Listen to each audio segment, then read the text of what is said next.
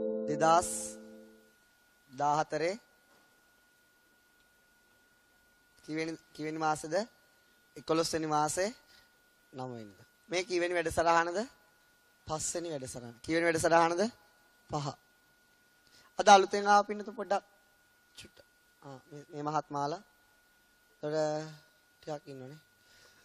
පළවෙනි දෙවෙනි DVD අන්තිම වෙලාවේ අතිස්වම තෙන්ට ලැබෙවි. පළවෙනි සතිය දෙවෙනි සතිය ද අලුතෙන් ආව පින්නතුන්ට තියෙන තේරුනේ නැතුණත් තේරුණා වගේ ඉන්න. හැබැයි තේරෙන ටිකකුත් තියෙනවා. තේරෙන්නේ නැති ටිකකුත් එනවා. ඒ DVD ටික බලුවම ප්‍රශ්නේ අවසන්.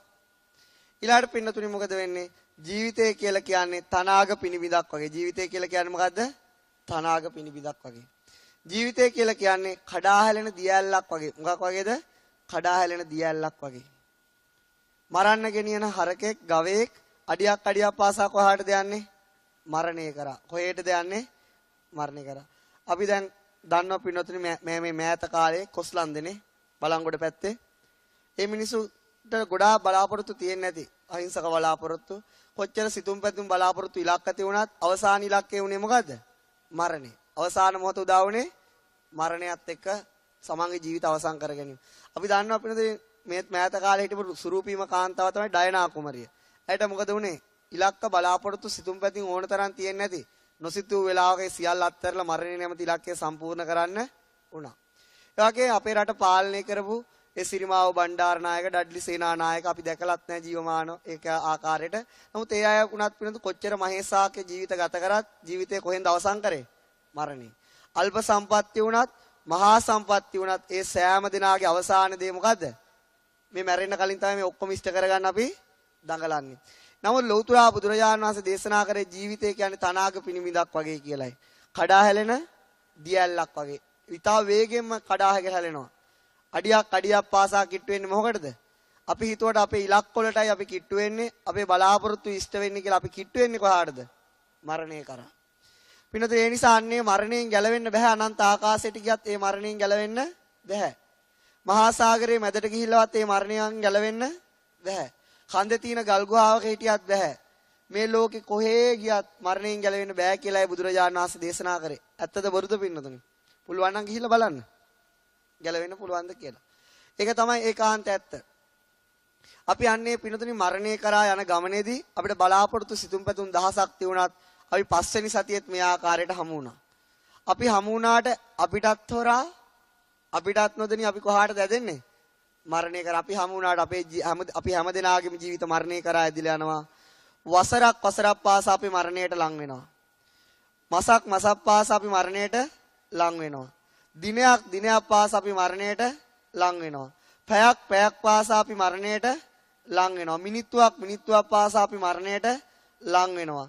තප්පරයක් පාසා අපි මරණයට ඇහිපිල්ලමක් පාසා අපි මරණයට ලං වෙනවා. අඩියක් පාසා අපි මරණයට ලං වෙනවා. සිතක් පාසා අපි මරණයට ලං වෙනවා පින්නතුනි.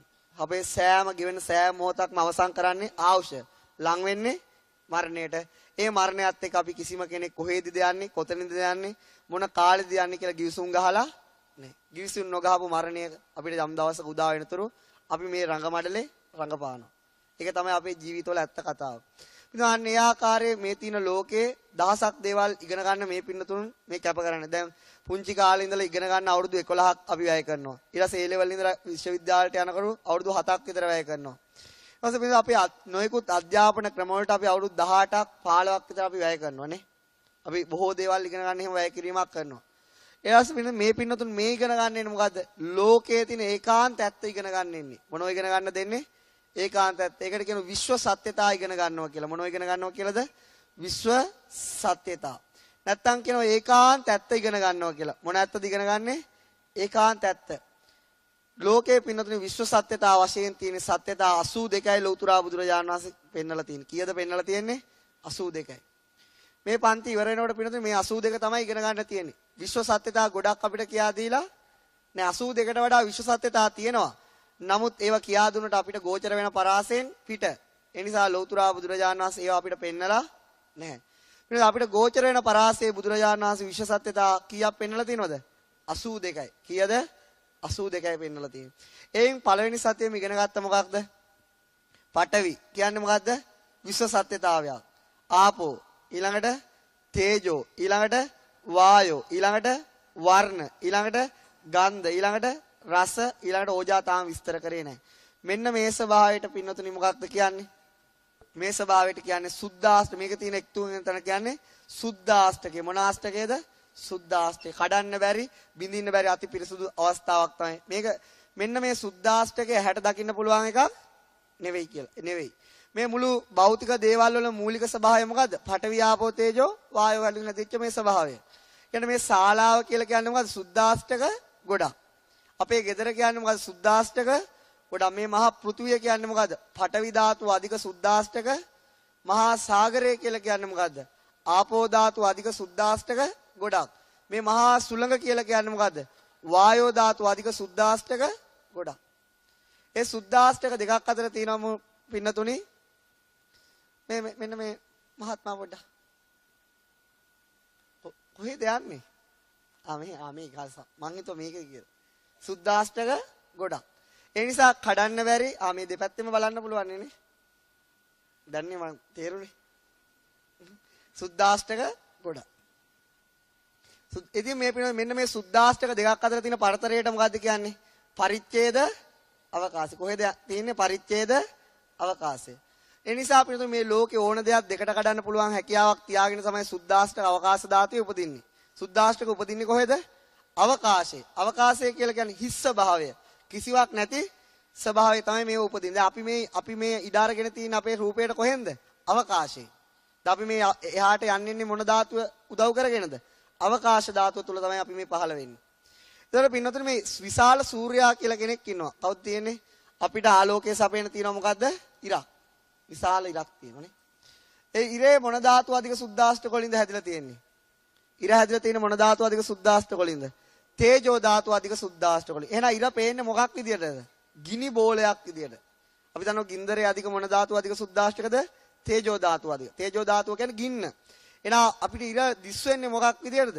ගිනි බෝලයක් විදියට. එහෙනම් මේ තේජෝ ධාතුව නිෂ්පාදනය කරන තැන, ඒ කියන්නේ සුද්ධාෂ්ටක නිෂ්පාදනය කරන තැන තමයි ඉර. මෙන්න මේ ඉරේ මොන ධාතු අධික සුද්ධාෂ්ටකද බිහි වෙන්නේ? තේජෝ ධාතු අධික සුද්ධාෂ්ටක.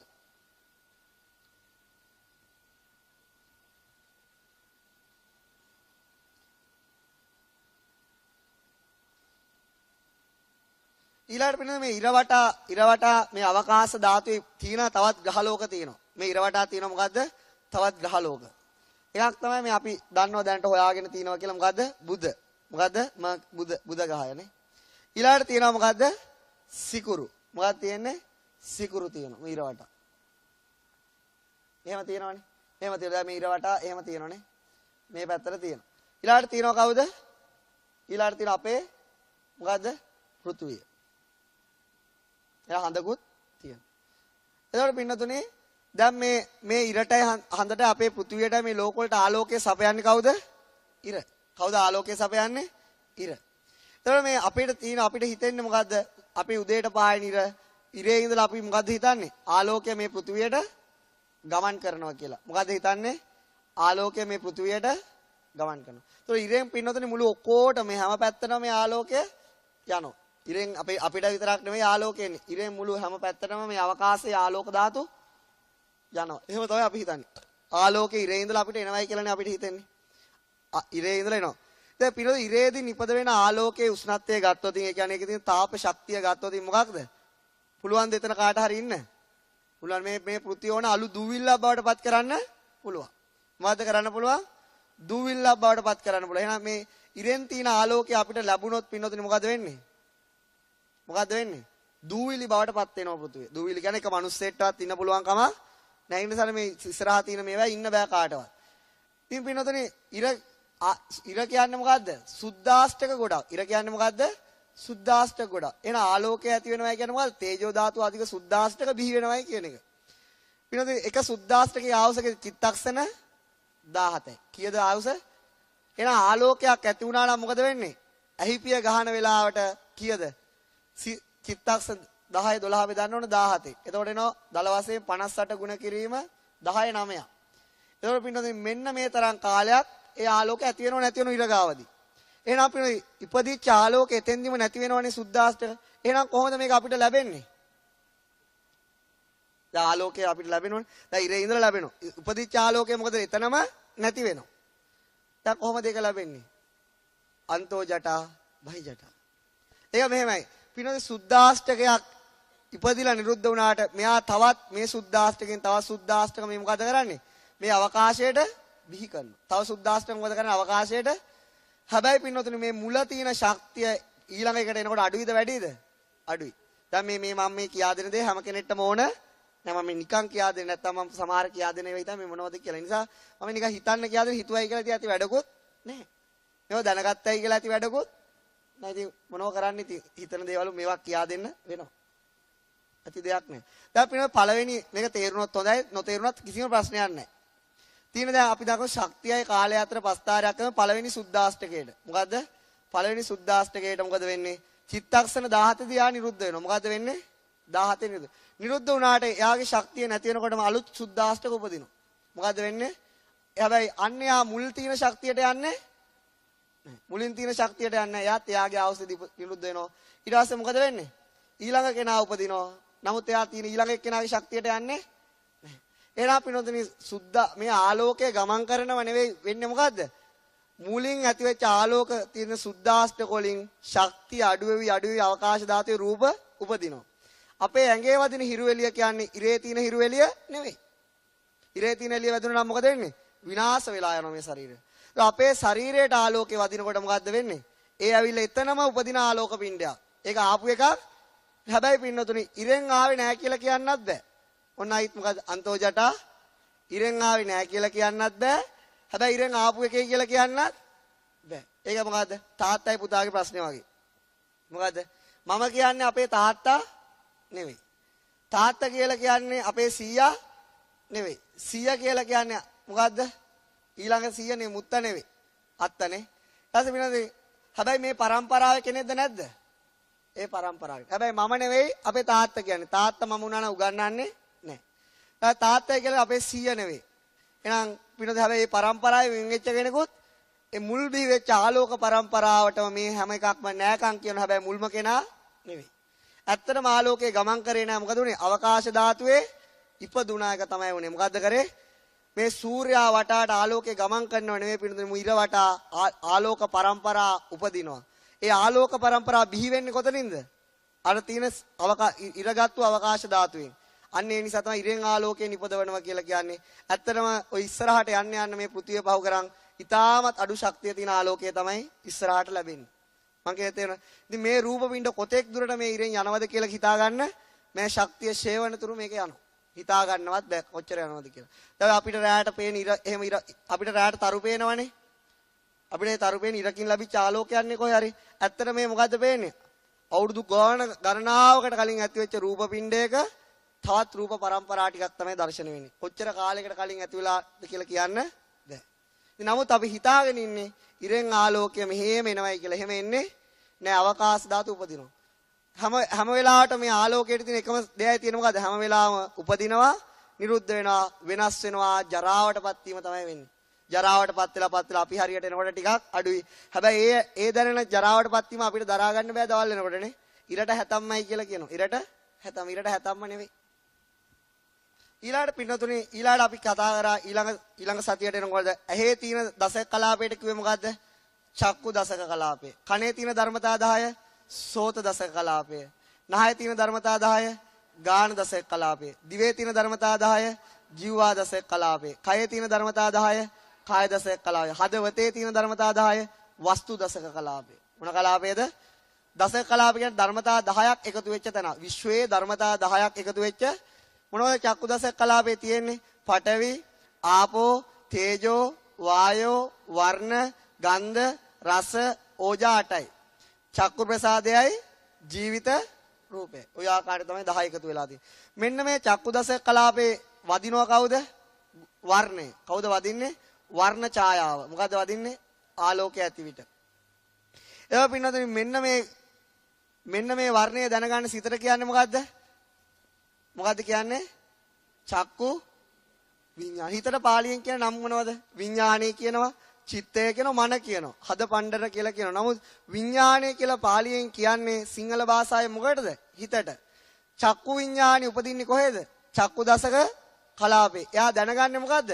වර්ණය. සෝත දසක කලාපේ අදින්නේ මොකද්ද? ශබ්ද ඡායාව. එතකොට පින්නතුනි ඒ දැනගන්නේ හිතට කියන්නේ මොකද්ද? සෝත විඥානය. ඊළාට ගාන දසක කලාපේ වදින්නේ මොකද්ද? සුවඳ. ඒ දැනගන්නේ හිත ගාන විඥානය. ජීවා දසක කලාපේ වදින්නේ මොනවද? රස. රස දැනගන්නේ හිත ජීවා විඥානය. කාය දසක කලාපේ වදින්නේ මොකද්ද? පහස. පහස දැනගන්නේ හිත කාය විඥානය. එතකොට වස්තු දසක කලාපේ වදින්නේ මොනවද? අරමුණු. මොනවද වදින්නේ?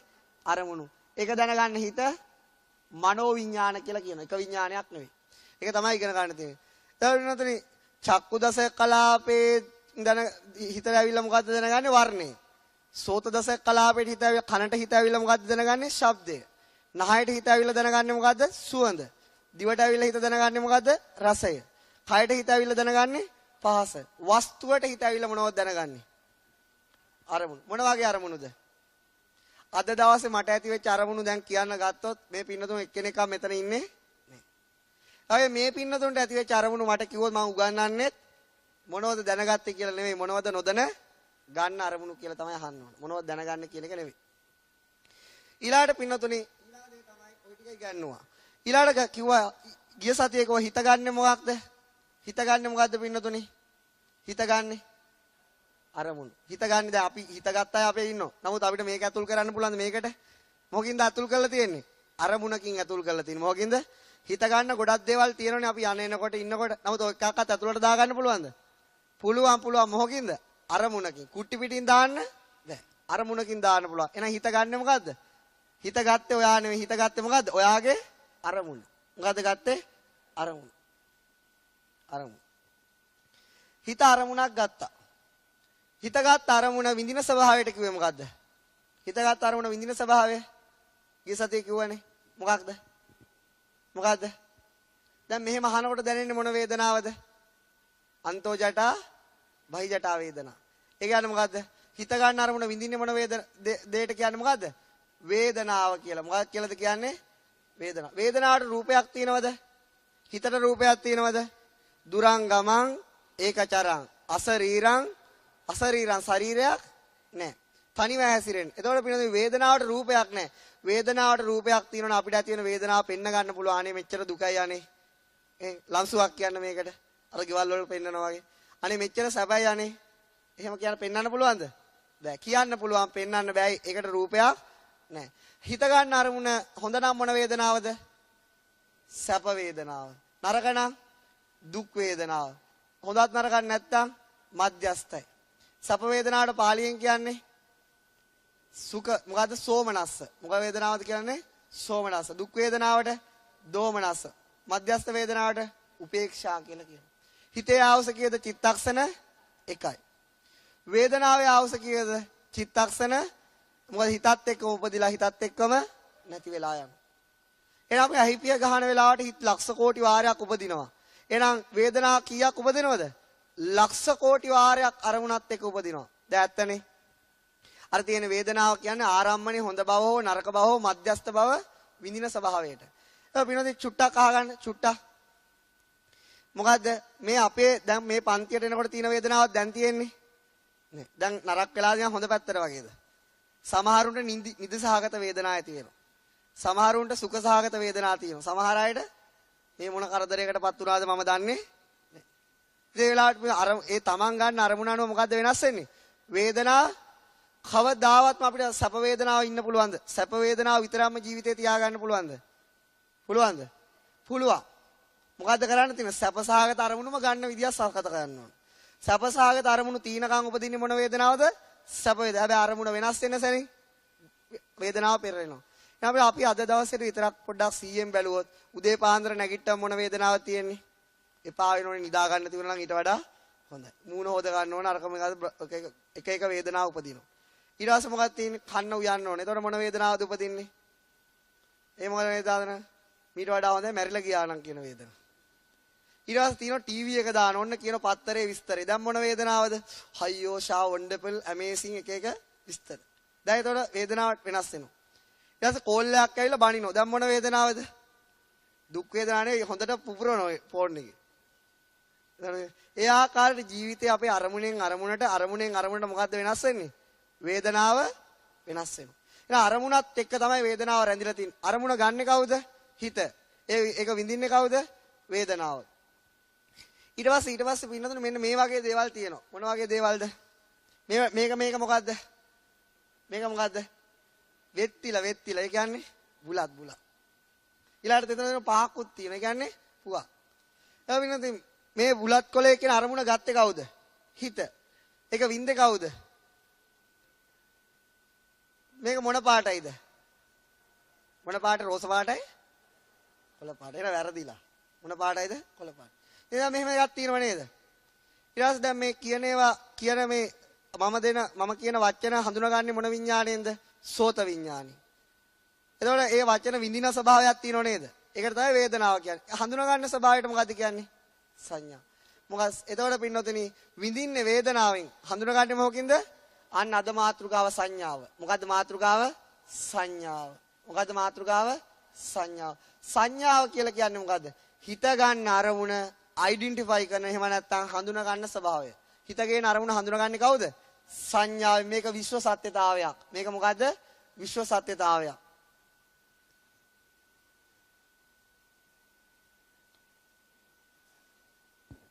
දැන් මගේ සිවුර දිහා බැලුවම මොන හඳුනා ගැනීමද ඇති වෙන්නේ? ඒ වගේ ස්ටෝක් ගොඩක් කියලා හිතනව නේද? ඒ වගේ. ඒව මොකද? ඒ ස්වභාවයට කියන්නේ මොකද්ද? සංඥාව. මොකද්ද? එතකොට ඒ අරමුණ විඳින්නේ කවුද? මොකද්ද? ඉතින් ඒක නරක අරමුණක් ලෙස විඳින්න එපා. උපේක්ෂාවෙන් බලන්න, මධ්‍යස්ථයෙන් බලන්න. ඒ අරමුණ ගෙනාවේ කවුද? හිත. එතකොට වෙන සංඥාවටද වේදනාව කියන්නේ? සංඥාවටද වේදනාව කියන්නේ? නෑ. වේදනාව කරන්නේ මොකද්ද? රස විඳීම. සංඥාව මොකද්ද කරන්නේ? හඳුනා ගැනීම. අන්න ඒකයි. එතකොට මෙතන පරමාර්ථ ධර්ම දෙකක්. විශ්ව සත්‍යතා. දැන් අපි කාටවත් කියන්න පුළුවන්ද අපි හඳුනගන්නේ නැහැ කියලා. අපි නිල් පාට හඳුනනවා, කහ පාට හඳුනනවා, කොළ පාට හඳුනනවා, ශබ්දය හඳුනනවා, රස හඳුනනවා නේ? ඊට පස්සේ රස විඳිනවා. එහෙනම් අපිට හඳුනා ගැනීමකුත් තියෙනවා, විඳීමකුත් තියෙනවා. එහෙනම් විඳින දෙයට කියන්නේ වේදනාව. හඳුනා ගන්න දෙයට කියන්නේ සංඥාව. මොන බලන්න ඊට පස්සේ ඒකේ තියෙන වැඩ. අද දවසේ මේ පින්නතුන් මොන වගේ දේවල්ද හඳුනාගත්තේ? කියන්න පුළුවන් දේවල්ද බැරි දේවල්ද? බැරි පුළුවන් දෙකම තමයි. හරිද? ඊළාට පින්නතුනි ඔන්න බලන්න. අපි ජීවිතේ මෙන්න මෙහෙම දෙයක් වෙනවා. දැන් අපිට පුංචි කාලේ අම්මලාට හම්බ වෙනව කවුද? පුත්තු. අම්මලා ඉන්නේ මොකද්ද? පුතුන් රජුන් කරන්ටයි කියලා කියනෝනේ. රජුරු කරන්න පුළුවන් හරි කමන්නේ, මරාලයක් කරන්න හරි කමන්නේ පුතෙන් ලැබෙනවා. හරිද? ඊට පස්සේ මොකද වෙන්නේ? පුතා යනවා ගින්දර අල්ලන්න. මොනවද අල්ලන්න යන්නේ? ගින්දර. මොනව අල්ලන්නද යන්නේ? ගින්දර. දැන් අම්මා දෙනවනේ පුතාට ගින්දර අල්ලන්න. දෙන්නේ නැහැ. ඒ මොකෝ දෙන්නේ නැත්තේ? එහෙනම් පුතා මොකෝ යන්නේ අල්ලන්න? පුතා දන්නේ පිච්චෙනවා කියලා. පුතා දන්නේ නැහැ. පුතා ගින්දර අල්ලන්න යනවා. අම්මා දෙන්නේ නෑ. අම්මට පුතා මිස් වෙච්ච වෙලාවක පුතා ගින්දර අල්ලලා. මොකද වෙලා අල්ලුවොත් වෙන්නේ? පිච්චෙනවා. දැන් ඉතින් බෙහෙත් දාලා පුතේ යන්න අර ගින්දර අල්ලන්න. පුතා අල්ලයිද? ඇයි මොකෝ අල්ලන්නේ නැත්තේ? දැන් අම්මා කිව්වා අල්ලන්න එපා කියලා ඇල්ලුවා. දැන් අම්මා කියනවා අල්ලන්න කියලා. ඌ අල්ලන්නේ? ඇයි ඒ අල්ලන්නේ නැත්තේ? නෑ වේදනාව නිසා තමයි. වේදනාව නිසා වින්දා. දැන් මොකද්ද ගින්දර මොකද්ද කරන්නේ? හඳුනාගත්ත මොකද්ද මේක අල්ලන්න සුදුසු දෙයක් නෙවෙයි. දැන් අම්මා කිව්වත් අල්ලන්නේ. මුලින් මොකද උනේ? ඒකට මෙහෙම මේක කිව්වන් පස්සේ මේවා තාත්තා කෙනෙක් කො මම හිටිනා ගිහලා අත තියනවා පුච්චෙන්න කියලා. මම කොයි වගේ තාත්තා කෙනෙක් මට ලැබෙන්න එපා. අනාතයිනේ. පළකට පයින් ගියොත් අල්ලු කරලා දාවේ. ඉතින් ඔන්න වගේ තමයි. ඊට පස්සේ මොකද වෙන්නේ? අන්න එතෙන්දි තියනවා පිනොද පුතා ඊට කලින් ගින්දර ගැන හඳුනාගෙන තියුනේ නෑ. එහෙනම් ජීවිතේ හඳුනා ගන්න පළවෙනි හඳුනා ගැනීම සලකුණක් වශයෙන් තියාගන්න. මොකක් වශයෙන්ද තියාගන්නේ? සලකුණක් වශයෙන් සලකුණු කිරීමක් කරනවා. ජීවිතේ අපිට ලැබෙන මුල්ම සංඥාව මොකක් වශයෙන්ද තියාගන්නේ? සලකුණක් වශයෙන්. ඊට පස්සේ පින්නතුනේ ජීවිතේ එහා සමාන අරමුණු ලැබුණා මොකද වෙන්නේ? සලකුණේ තියලා තමයි අරමුණු කරන්නේ. මොකේ තියලාද අරමුණු කරන්නේ? සලකුණේ. නැවත පුතා ගින්දර ඇල්ලුවේ නැත්තේ ඒක සලකුණු වුණා. සලකුණු වුණාට පස්සේ ඒක අල්ලන්න සුදුසු දෙයක් නෙවෙයි. පුතා ඔහම වුණාට පුතාට ඕක දැන් මොකද වෙන්නේ? ඊට පස්සේ ඉගෙන ගන්න කාලේ කියන පුතේ ගෑල් ළමයි දිහා බලන්න එපා. මම අම්මත් ගෑණියෙක් නේ බලන්න එපා. දැන් පුතා ඔක අහනවද? නෑ ඊට පස්සේ හඳුනගෙන ඉතින් බැඳ ගන්නවා. බැඳගත්තා මොකද කරන්නේ? දැන් අම්මා කියන පුතේ අත්තරින්න එපා. ඕක කරගෙන ඵලයක්. අනේ අම්මට තේරෙන්නේ නෑ. දැන් එපාකෝ අල්ලගත්තා. දැන් අල්ලගන්න කියනවා එපාලු. දැන් මේ මොකද්ද උනේ? ජීවිතේ පළවෙනි සංඥාව සලකුණක් වශයෙන් ගන්නගෙන ඊට පස්සේ දැන් තේරෙනවා. වැඩි හොඳටම තේරෙනවා.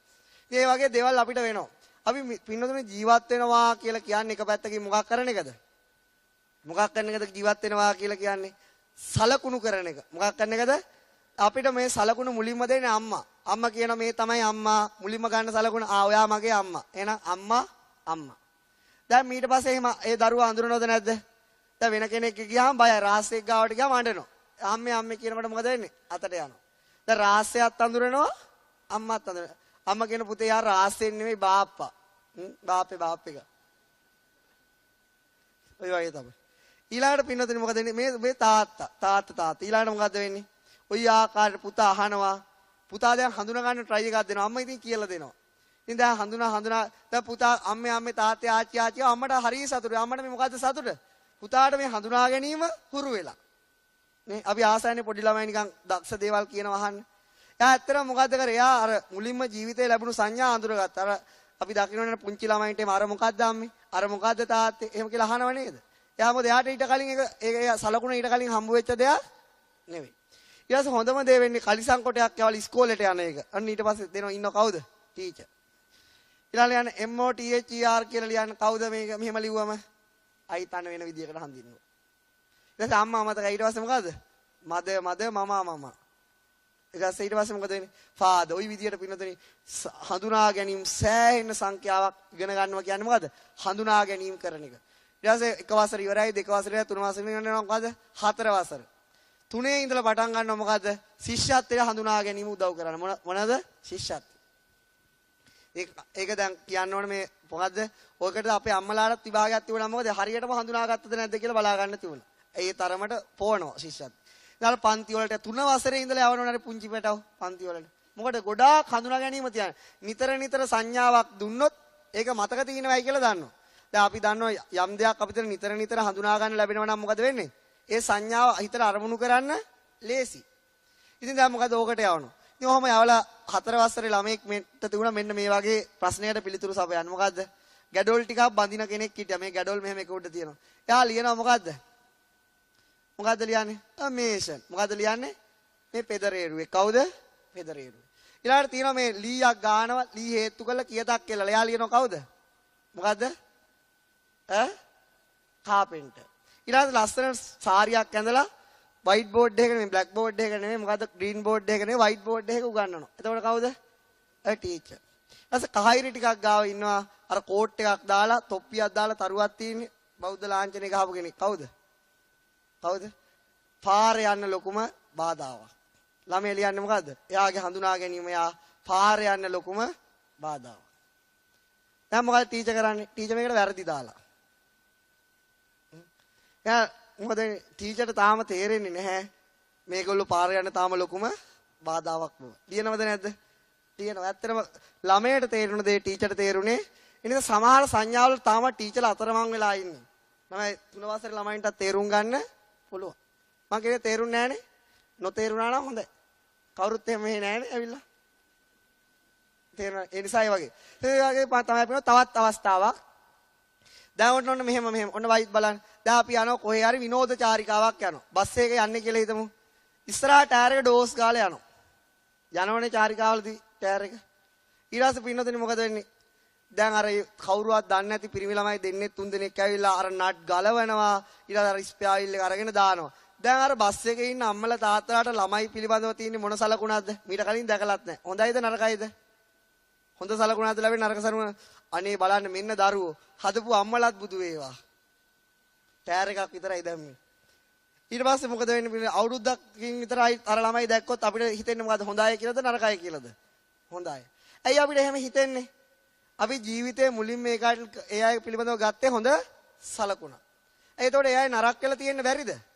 පුළුවන්. නමුත් ඒක අපිට අදාළ නැහැ. සංඥාවට ඒක අදාළ අර මුල්ම සලකුණේ තියලා තමයි ඊළඟ අරමුණු කරන්නේ. එහෙම නේද? එහෙම තමයි. තා අවුරුද්දක් දෙකක් යනකොට ගෙදර ඉන්න දුව පන්නගෙන ගිහිල්ලා. බලයි යනකොට කවුද? බස් එකේ නට් ගලවපු කොල්ලා. හොඳ සංඥාවක්ද නරක සංඥාවක්ද? හොඳ සංඥාවක්. අනේ ඕකේ කාටවත් දෙන්න බැරුව තමයි හිටියේ. ඒ වගේ තමයි බලන්න සංඥා එහෙම. සත්‍යයට මේ මුලින් ගන්න සංඥාව මේ ආකාරයට වරද්ද ගන්නවද නැද්ද? වර්ධිනවද? ලක්ෂයට 24000ක් දෙනවයි කිව්ව ගමන් මොකද කරේ? ගිහලා ඩෝස් ගාලා දැම්මා. ලැබුණද? නෑ. මොකටද රැවටුනේ? සංඥාවට මුල්ම 24000යි හරි ලැබෙයි කියලා දැම්මද? ලැබුණද? ලැබුණේ නෑ.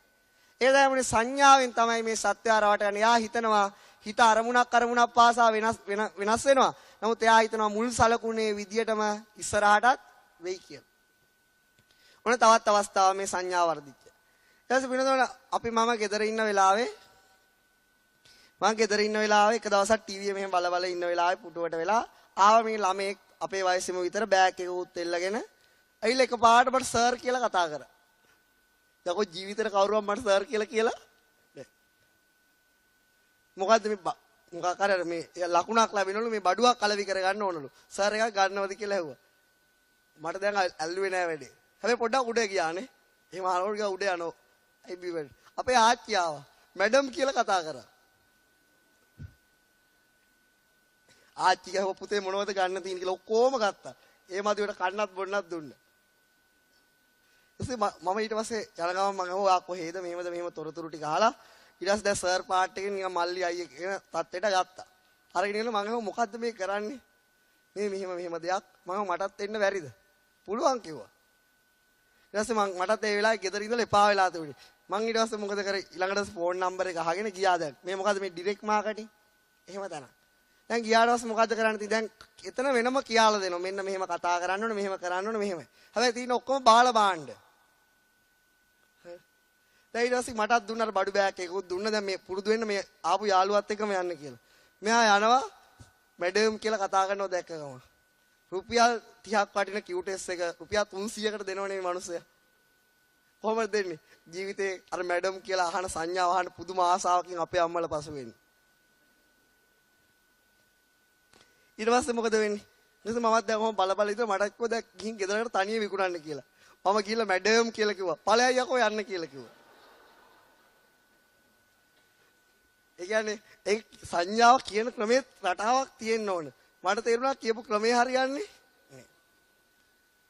ඊට පස්සේ ටික කාලයක් ගියාම යාළුවට වඩා හොඳට මම වැඩේ කරන්න පටන් ගත්තා. ඊට පස්සේ මම ටික දවසකින් ඒක අත්හැරලා දැම්මා. මොකද අන්න ඒ වගේ ස්වභාවයක් තියෙනවා මේ මිනිස්සු තුල. ඒක දන්නව කවුද? වෙලෙන්දෝ. දන්නවද නැද්ද? දාන්න ගමන් දාපු ගමන් අපේ අය ඉතින් මොකක් අහුවෙලා ඉවරයි. ගෙදර ගෙනාවට පස්සේ තමයි කතුර කැපෙන්නේ නැත්තේ. මිරිස් මැඩම් කිව්වොත් කමන්නේ මිරිස් කුඩු වලට ගැඩල් කුඩු හරි මම අරයි යන්නම් මුදලාලි. එහෙම තමයි. ඒ අන්නේ සංඥාවට වැඩේ දෙනවා කවුද? වෙලෙන්දෝ. මොකද මුලින්ම එහෙම කවදාකාරී ඒ වචන අහන්න හරීම ආසයි. එහෙම දෙයක් තියෙනව නේද? ඉතින් ඒ වගේ කවුරු හරි කියනවා නම් ඉතින් ඒ සංඥාව ඇලිලා ගැලිලා යනවා. අනේ කාලේ වනේ වාසේ. ඒ වගේ තමයි. ඒ වගේ සිදුවීම් තියෙනවා පින්නතුන්. ඒක මොකද්ද? ඒකට හේතුව මොකද්ද? අපි ජීවිතේ අපි නොහඳුනන සංඥා මුලින්ම සලකුණු කිරීමක් වශයෙන් තියාගන්න. මොන කිරීමක් වශයෙන් තියාගන්නේ? දැන් උදාහරණයක් කියමු අපිට දකින්න සුදු ඇඳපු මිනිස්සෙක් පොයට ඇවිල්ලා පන්සලේ වාඩි වෙලා ඉන්නවා. එයා දකින්නේ එදා.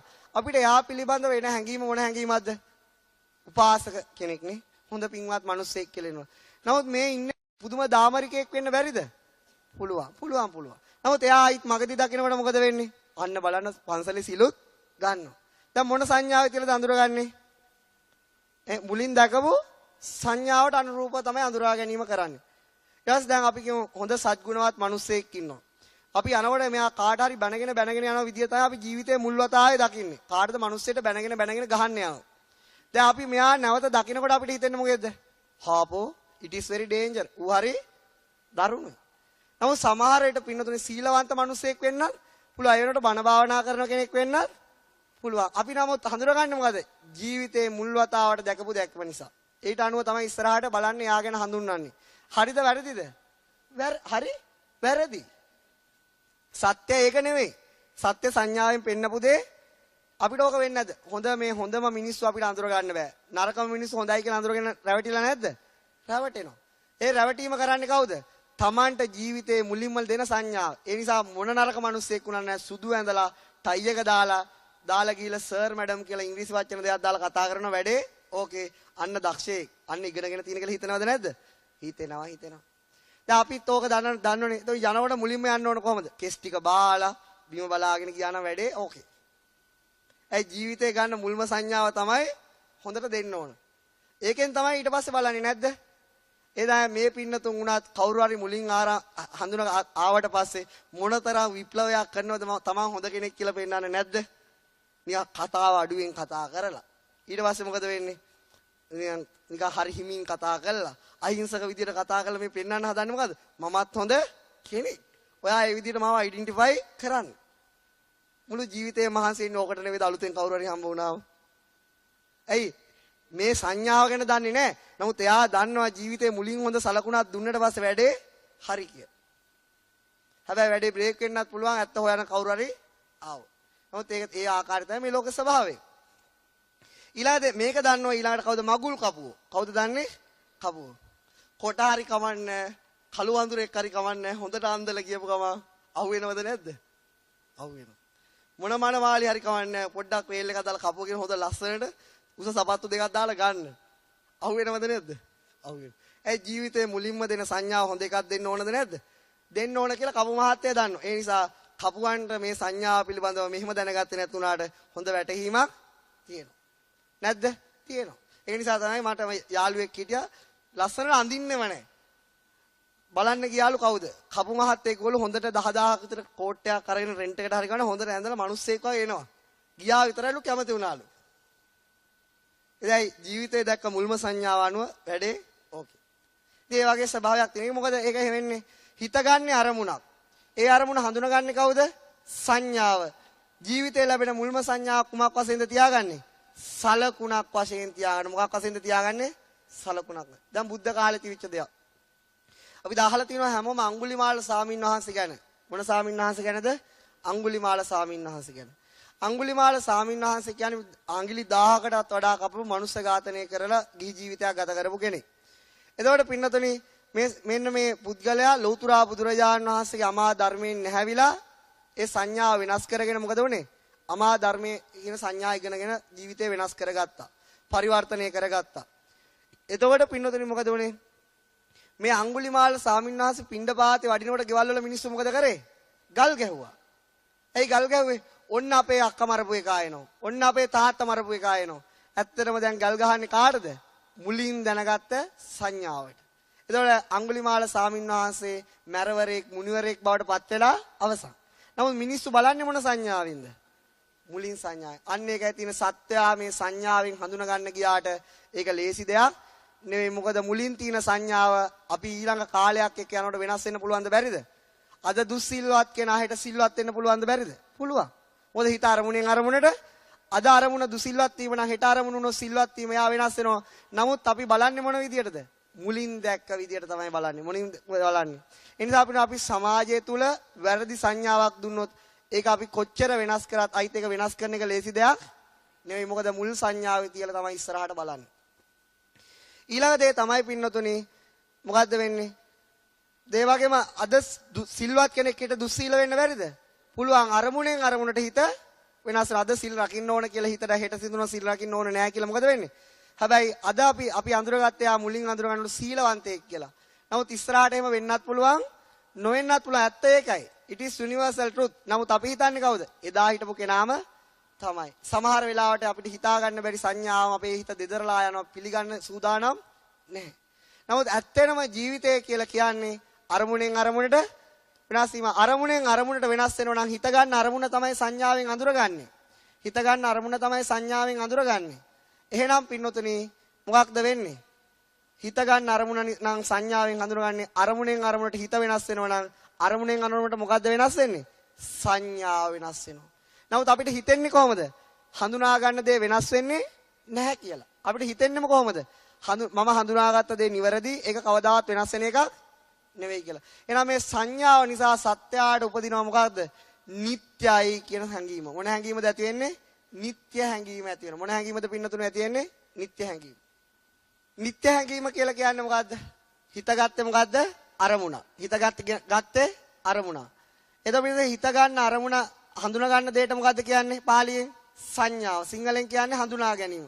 මෙන්න මේ හඳුනා ගන්න දේ තුල තියෙන අපිට නිත්‍ය ස්වභාවයකට වැටෙනවා. මොන ස්වභාවයටද වැටෙන්නේ?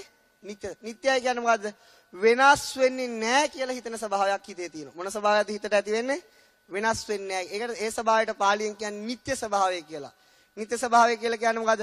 අපිට හිතෙනවා මේ මගේ තියෙන ගෙදර, මගේ දරුවෝ, මගේ බිරිඳ, මගේ ස්වාමියා, එතනින් ගියාට මොකද මගේ යහළුවෝ, මේ මගේ තියෙන නගරය, මේ තියෙන දේවල් වෙනස් වෙන්නේ නැහැ කියලා හැඟීමක් තමයි වැඩිපුර තියෙන්නේ. අපිට ටිකක් කල්පනා කරලා හිතුවොත් අපිට ඒක තේරුම් ගන්න පුළුවන් වෙනස් වෙනවා කියලා. නමුත් අපි ජීවත් වෙන්නේ කොහොම මොන අරමුණේද? නොවෙනස් වෙන අරමුණේ. ඒ කියන්නේ මම නොවෙනස් වෙන ඒකට කියන්නේ මොන සංඥාව කියලාද? අපි හඳුනාගන්නේ නිත්‍ය හඳුනා ගැනීමෙන්. ඒ කියන්නේ මොකද? වෙනස් වෙන්නේ නැහැ කියලා. යමක් වෙනස් වෙන්නේ නැත්නම් ඒක සැපයිද දුකයිද? යමක් වෙනස් වෙන්නේ නැති දෙයක් තියෙනවනේ ඒක සැපයිද දුකයිද? සැපයිද දුකයිද පින්නතුනේ? සැපයි. වෙනස් වෙන්නේ නැති දෙයක් තියෙනවා ඒක සැපයි.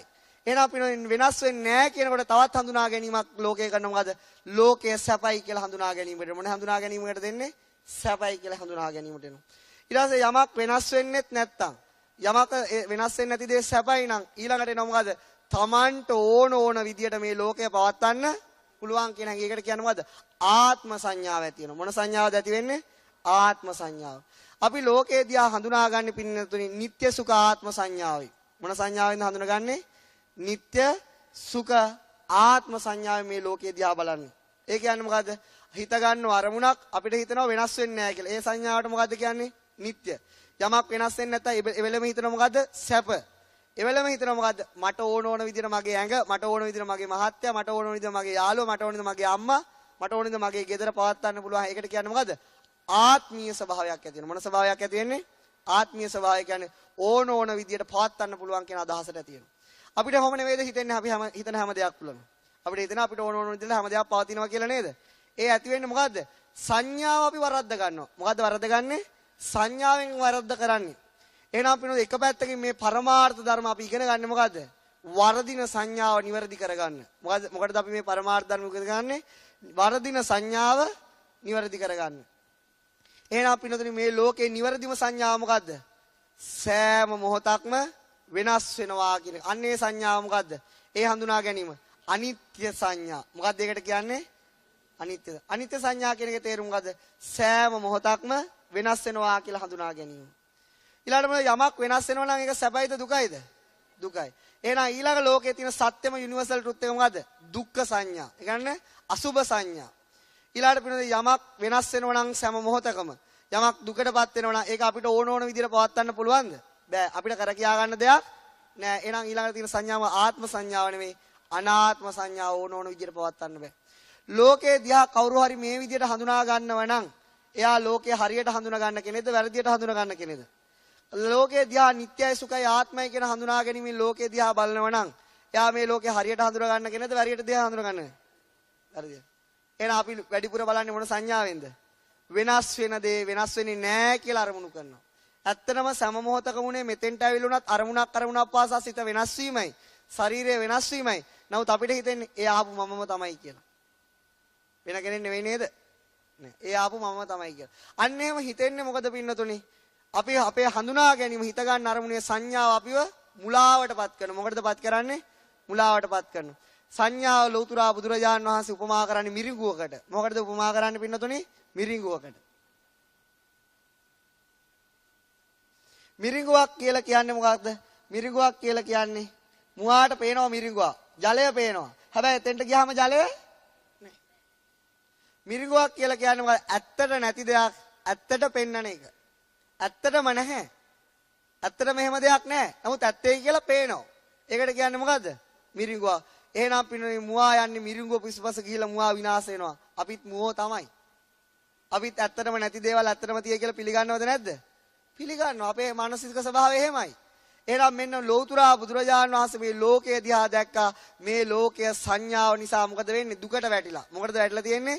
ඒගොල්ලෝ හඳුනා ගන්න දේ තුල ඒගොල්ලෝ රැවටෙනවා මොන සංඥාවෙන්ද? නිට්ටයයි, සුඛයි, ආත්මයි සංඥාවෙන්. හැබැයි විශ්ව සත්‍යතාවය කුමක්ද පින්නතුනි? හැම මොහොතක්ම හැම දෙයක්ම විශ්වයේ සෑම මොහොතකම වෙනස් වෙනවා. සෑම මොහොතකම ජරාවටපත් වෙනවා. සෑම මොහොතකට ඒකට පිළියම් කරන්න පුළුවන් කෙනෙක් නෑ. ඇත්තම සංඥාව බුදුරජාණන් වහන්සේ දේශනා කරනවා අනිත්‍යයි, දුක්ඛයි, අනාත්මයි කියලා. ඒක තමයි බුදුවරුන්ගේ සිංහනාදය කියලා කියන්නේ. ඔක ලෝකෙම හිතාගෙන ඉන්නවා නිට්ටයයි, සුඛයි, ආත්මයි කියලා. ලෝකය කියන්නේ අපි වගේ මිනිස්සු විතරක් නෙවෙයි. කවුද? දෙවිවරු, බ්‍රහ්මයෝ පවා විශ්වාස කරන්නේ නිට්ටයයි, සුඛයි, ආත්මයි කියලා. ඒගොල්ලෝ හඳුනා ගන්න දෙයට රැවටිලා. නමුත් මනුස්ස ලෝකයක ඉපදිලා පින්නතුනි දෙතිස් මහා පුරුෂ ලක්ෂණ දරපු බුදුරජාන් වහන්සේ මේ ලෝකයේ පින්නතුනි සම්මුතිය බිඳිනවා. සම්මුතියෙන් හඳුනා ගන්න දේ වරද අපිට පෙන්වනවා. පෙන්වන්නේ මොකටද? අනිත්‍යයි, දුක්ඛයි, අනාත්මයි. it is universal truth. ඒක විශ්ව සත්‍යතාවය. ධර්මය කියන්නේ විශ්ව සත්‍යතාවය. ධර්මය කියන්නේ මොකක්ද? සෑම මොහොතක්ම වෙනස් වෙනවා. ඒක ධර්මයක්. සෑම මොහොතක්ම ජරාවටපත් වෙනවා. ඒක ධර්මය. සෑම මොහොතකම මේකට පිළියම් කරන්න පුළුවන් කෙනෙක් මේ ලෝකේ නෑ. ඒක ධර්මය. ඒක මුළු මේ පෘථිවියේ ඉන්න අපිට විතරක් නෙවෙයි. ඒක මේ මුළු විශ්වයටම පොදු ධර්මයක්. ඕකට කියන්නේ සිංහනාද කරනවා කියලා. මොන නාද කරනවා කියලා කියන්නේ බුදුවරුන්ගේ සිංහනාදය කියලා කියන්නේ. මුළු ලෝකෙම ඇලී ගැලින නිට්ටයයි, සුඛයි, ආත්මයි සංඥාව දෙදරන උපමාව මෙහෙම බුදුන්. අපි දන්නවා පිනෝ සිංහයන් අතර ඒ කියන්නේ ගාම්භීරම සිංහයා කවුද? කේසර සිංහයා. සිංහයන් අතර විශේෂර සිංහයා. මේ කේසර සිංහව හැමතිස්සෙම නාද කරන්නේ නැහැ.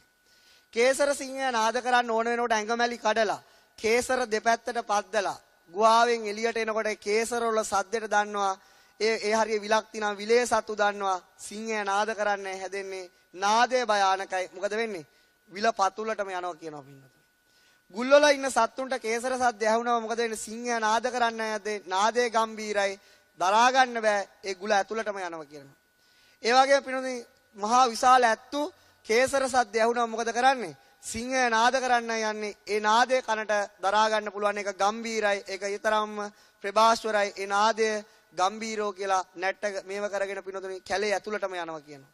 එහෙනම් නාදය අඩුවෙන්වත් ඇහුනොත් කියලා. ඒ වගේ තමයි බුදුවරු නැමති සිංහව පින්නතුනි මේ නාදය පවත්වනකොට පින්නතුනි බ්‍රහ්මයෝ කියලා ඊටා විශාල ආයුෂ තියෙන සත්ව කොටසක් ඉන්නවා. ඒගොල්ලන්ට කියන්නේ බ්‍රහ්මයෝ කියලා. ඊටා විශාල ආයුෂ තියෙන දිව්‍ය කොටසක් ඉන්නවා. මේ බ්‍රහ්මයෝ පින්නතුනි නිට්ටයයි, සුඛයි, ආත්මයි සංකල්පේ ගිලිච්ච අය. මහා බලයක් තියෙන එක බ්‍රහ්මයට පුළුවන් මේ වගේ පෘථිවි 1000ක් එක ඇඟිල්ලකින් එකපාර ගිනි තියන්න.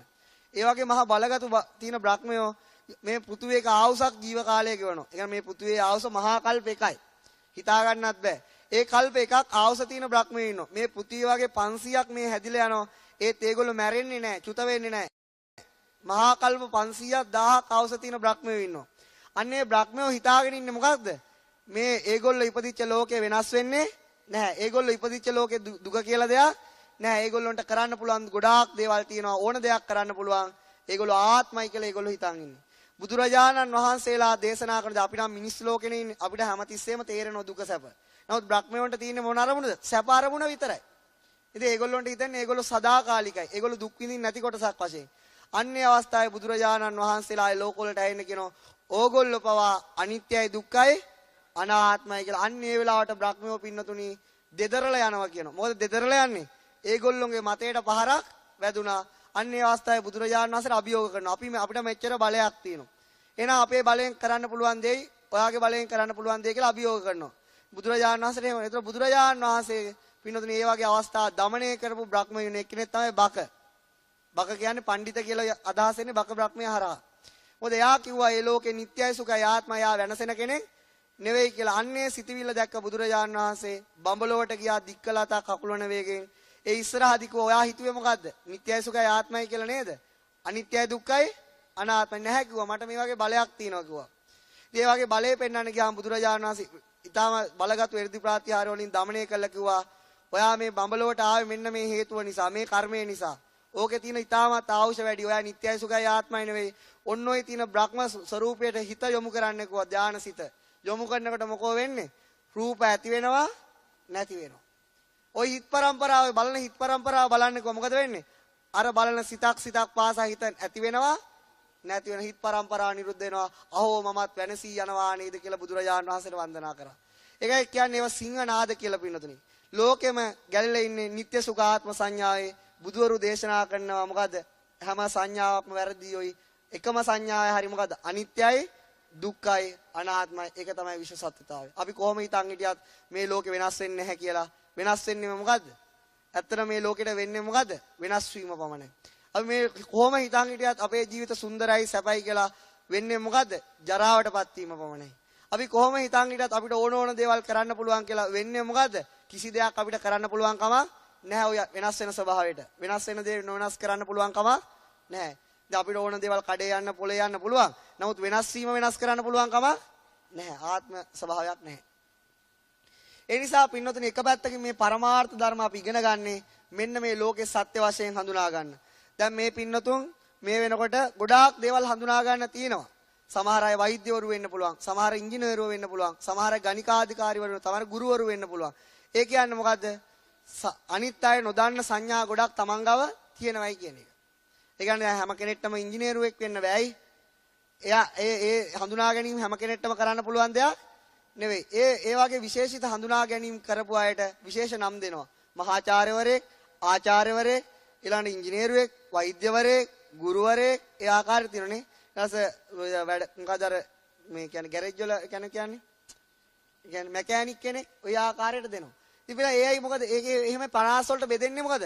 එයා අනිත් අය දන්නේ නැති සංඥා ගොඩක් හඳුනගෙන. සංඥාව කියලා කියන්නේ මොකද්ද? දුකද්ද සැපද්ද? දුකයි. හැම මොහොතකම අරමුණෙන් අරමුණට වෙනස් වෙනවා. සෑම මොහොතකම අරමුණෙන් අරමුණට ජරාවටපත් වෙනවා. සෑම මොහොතකම මොකද වෙන්නේ? කර කියා ගන්න දෙයක් කරන්න විදියක් නැහැ. එහෙනම් පින්නතුනි සංඥා ගොඩක් දැනගෙන ඉන්නවා කියලා එයා කියන්නේ කවුද? මොන ගොඩක්ද? දුක් ගොඩක්. එයි එයාගේ හඳුනා ගැනීම එයා අත්තරින්න කැමති නෑ. ඒකෙන් පින්නතුනි කියන්නේ ඉගෙන ගන්න එපා, හඳුනා ගන්න එපා කියලා නෙවෙයි. හඳුනා ගැනීම ගොඩක් දැනගත්ත කියලාත් මේකෙන් එතර වෙන්න බෑ. හඳුනා ගැනීම නොදැනගත්ත කියලා මේකෙන් එතර වෙන්නත් බෑ. Taman දැනගත්තොත් මේ හඳුනා ගන්න දේ මට ජීවත් වෙන්න විතරයි ඕන. මේක ඇත්ත දෙයක් නෙවෙයි. මේක ඇත්තම දේ මොකද්ද? හැම මොහොතක වෙනස් වීම කියලා. අන්න එයා දක්ෂයෙක්. හැබැයි කවුරු හරි යම් ගොඩාක් හඳුනාගෙන මේකමයි ඇත්ත. මීට එහා දෙයක් ඇත්ත නෑ. මම තමයි දන්නේ කියලා හිතාගෙන හිටියොත් එයා මොකද වෙන්නේ? ඒ හඳුනා ගැනීම එයා ගිනිවලකට ඇදලා දානවා. මොකද්ද? ඇත්තම දේ මොකද්ද? හඳුනාගත්ත සෑම දෙයක්ම හැම මොහොතක වෙනස් වෙනවා. හඳුනාගත්ත සෑම දෙයක්ම සෑම මොහොතකම ජරාවටපත් වෙනවා. හඳුනාගත්ත සෑම දෙයක්ම වෙනස් වෙන එකෙන් ජරාවටපත් වෙන එකෙන් යාට මුදවන්න පුළුවන් කමක් නැහැ. ඇත්ත ඒකයි. ඒ නිසා පින්නොතනි අර වැරදි හඳුනා ගැනීම කරන මේ ලෝකයේ සෑම දෙයක්ම කෙනා මොකද වෙන්නේ? ගිනි ගොඩකට එකතු කර ගන්නවා තමන්ගේ ජීවිතේ. සත්‍ය හඳුනා ගන්න අයට මොකද වෙන්නේ? සත්‍ය හඳුනා ගන්න අයට මොකද වෙන්නේ? ඒ අය මේ ලෝකේ නිදහස් වීමේ මාර්ගය කරා වැටෙනවා. සත්‍ය හඳුනාගත්ත උත්තමයන්ට කියන්නේ රහතන් වහන්සේලා කියලා. සත්‍ය මුලින්ම හඳුනාගත්ත කෙනාට කියන්නේ කවුද? ලෞතුරා සම්මා සම්බුදුරජාණන් වහන්සේ නමක් කියලා. හැබැයි පින්නෝ දැන් මේ පින්නතුන් මෙහෙම ඇවිල්ලා මේ කියා දෙන දේව කාට හරි කියන්න යනකොට මෙහෙම කියයි. අගෝ ඔයගොල්ලන්ට පිස්සු දානේ. තාම මෙච්චර ලස්සන තරුණයිනේ. ඔයා යන්නේද? කොහෙද ඔය යන්නේ? පිස්සු ඇදිලාද? එහෙම අහයි අනිවාර්යෙන්. අහනවද නැද්ද? ඩෙෆිනේට්ලි අහනවා. අනිවාර්යෙන්ම අහනවා. ඒයි දැන් පිස්සෝ ඉන්නෝනේ පිස්සෝ. පිස්සෝ හිතන්නේ මොකක්ද? අනිත් අයට පිස්සු. පිස්සෝ හිතන්නේ කොහමද? දැන් බෙහෙත් දෙන්නේ ડોක්ටර්ගේ නලාව අරන් ડોක්ටර්ගෙම බලනවා. ડોක්ටර් ඔයාට පිස්සු නේද? ඇයි?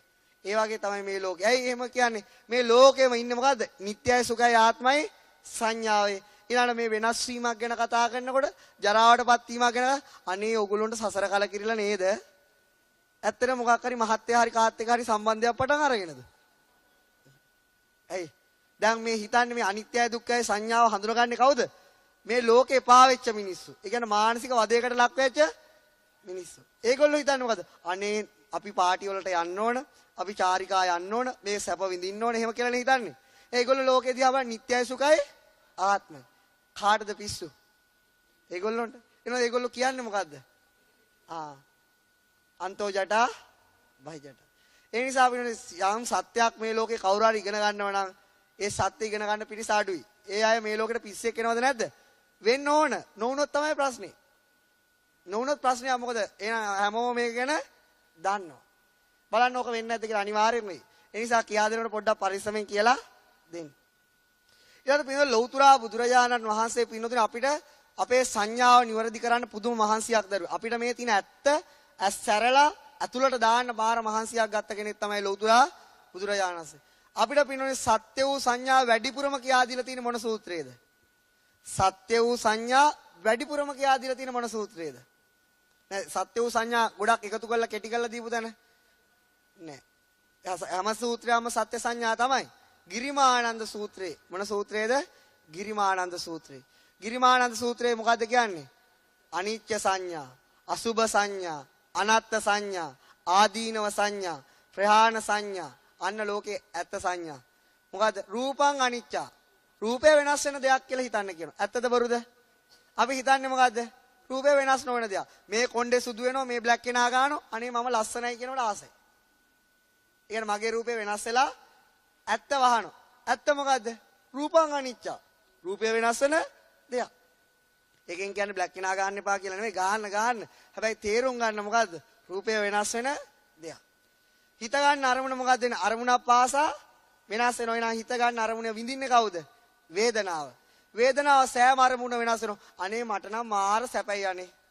බණහල මාර ලස්සනයි යන්නේ. එහෙනම් වේදනාව වෙනස් වෙන්නේ නැහැ කියලා හිතන්නේ. ඇත්තටම වෙන්නේ මොකද්ද?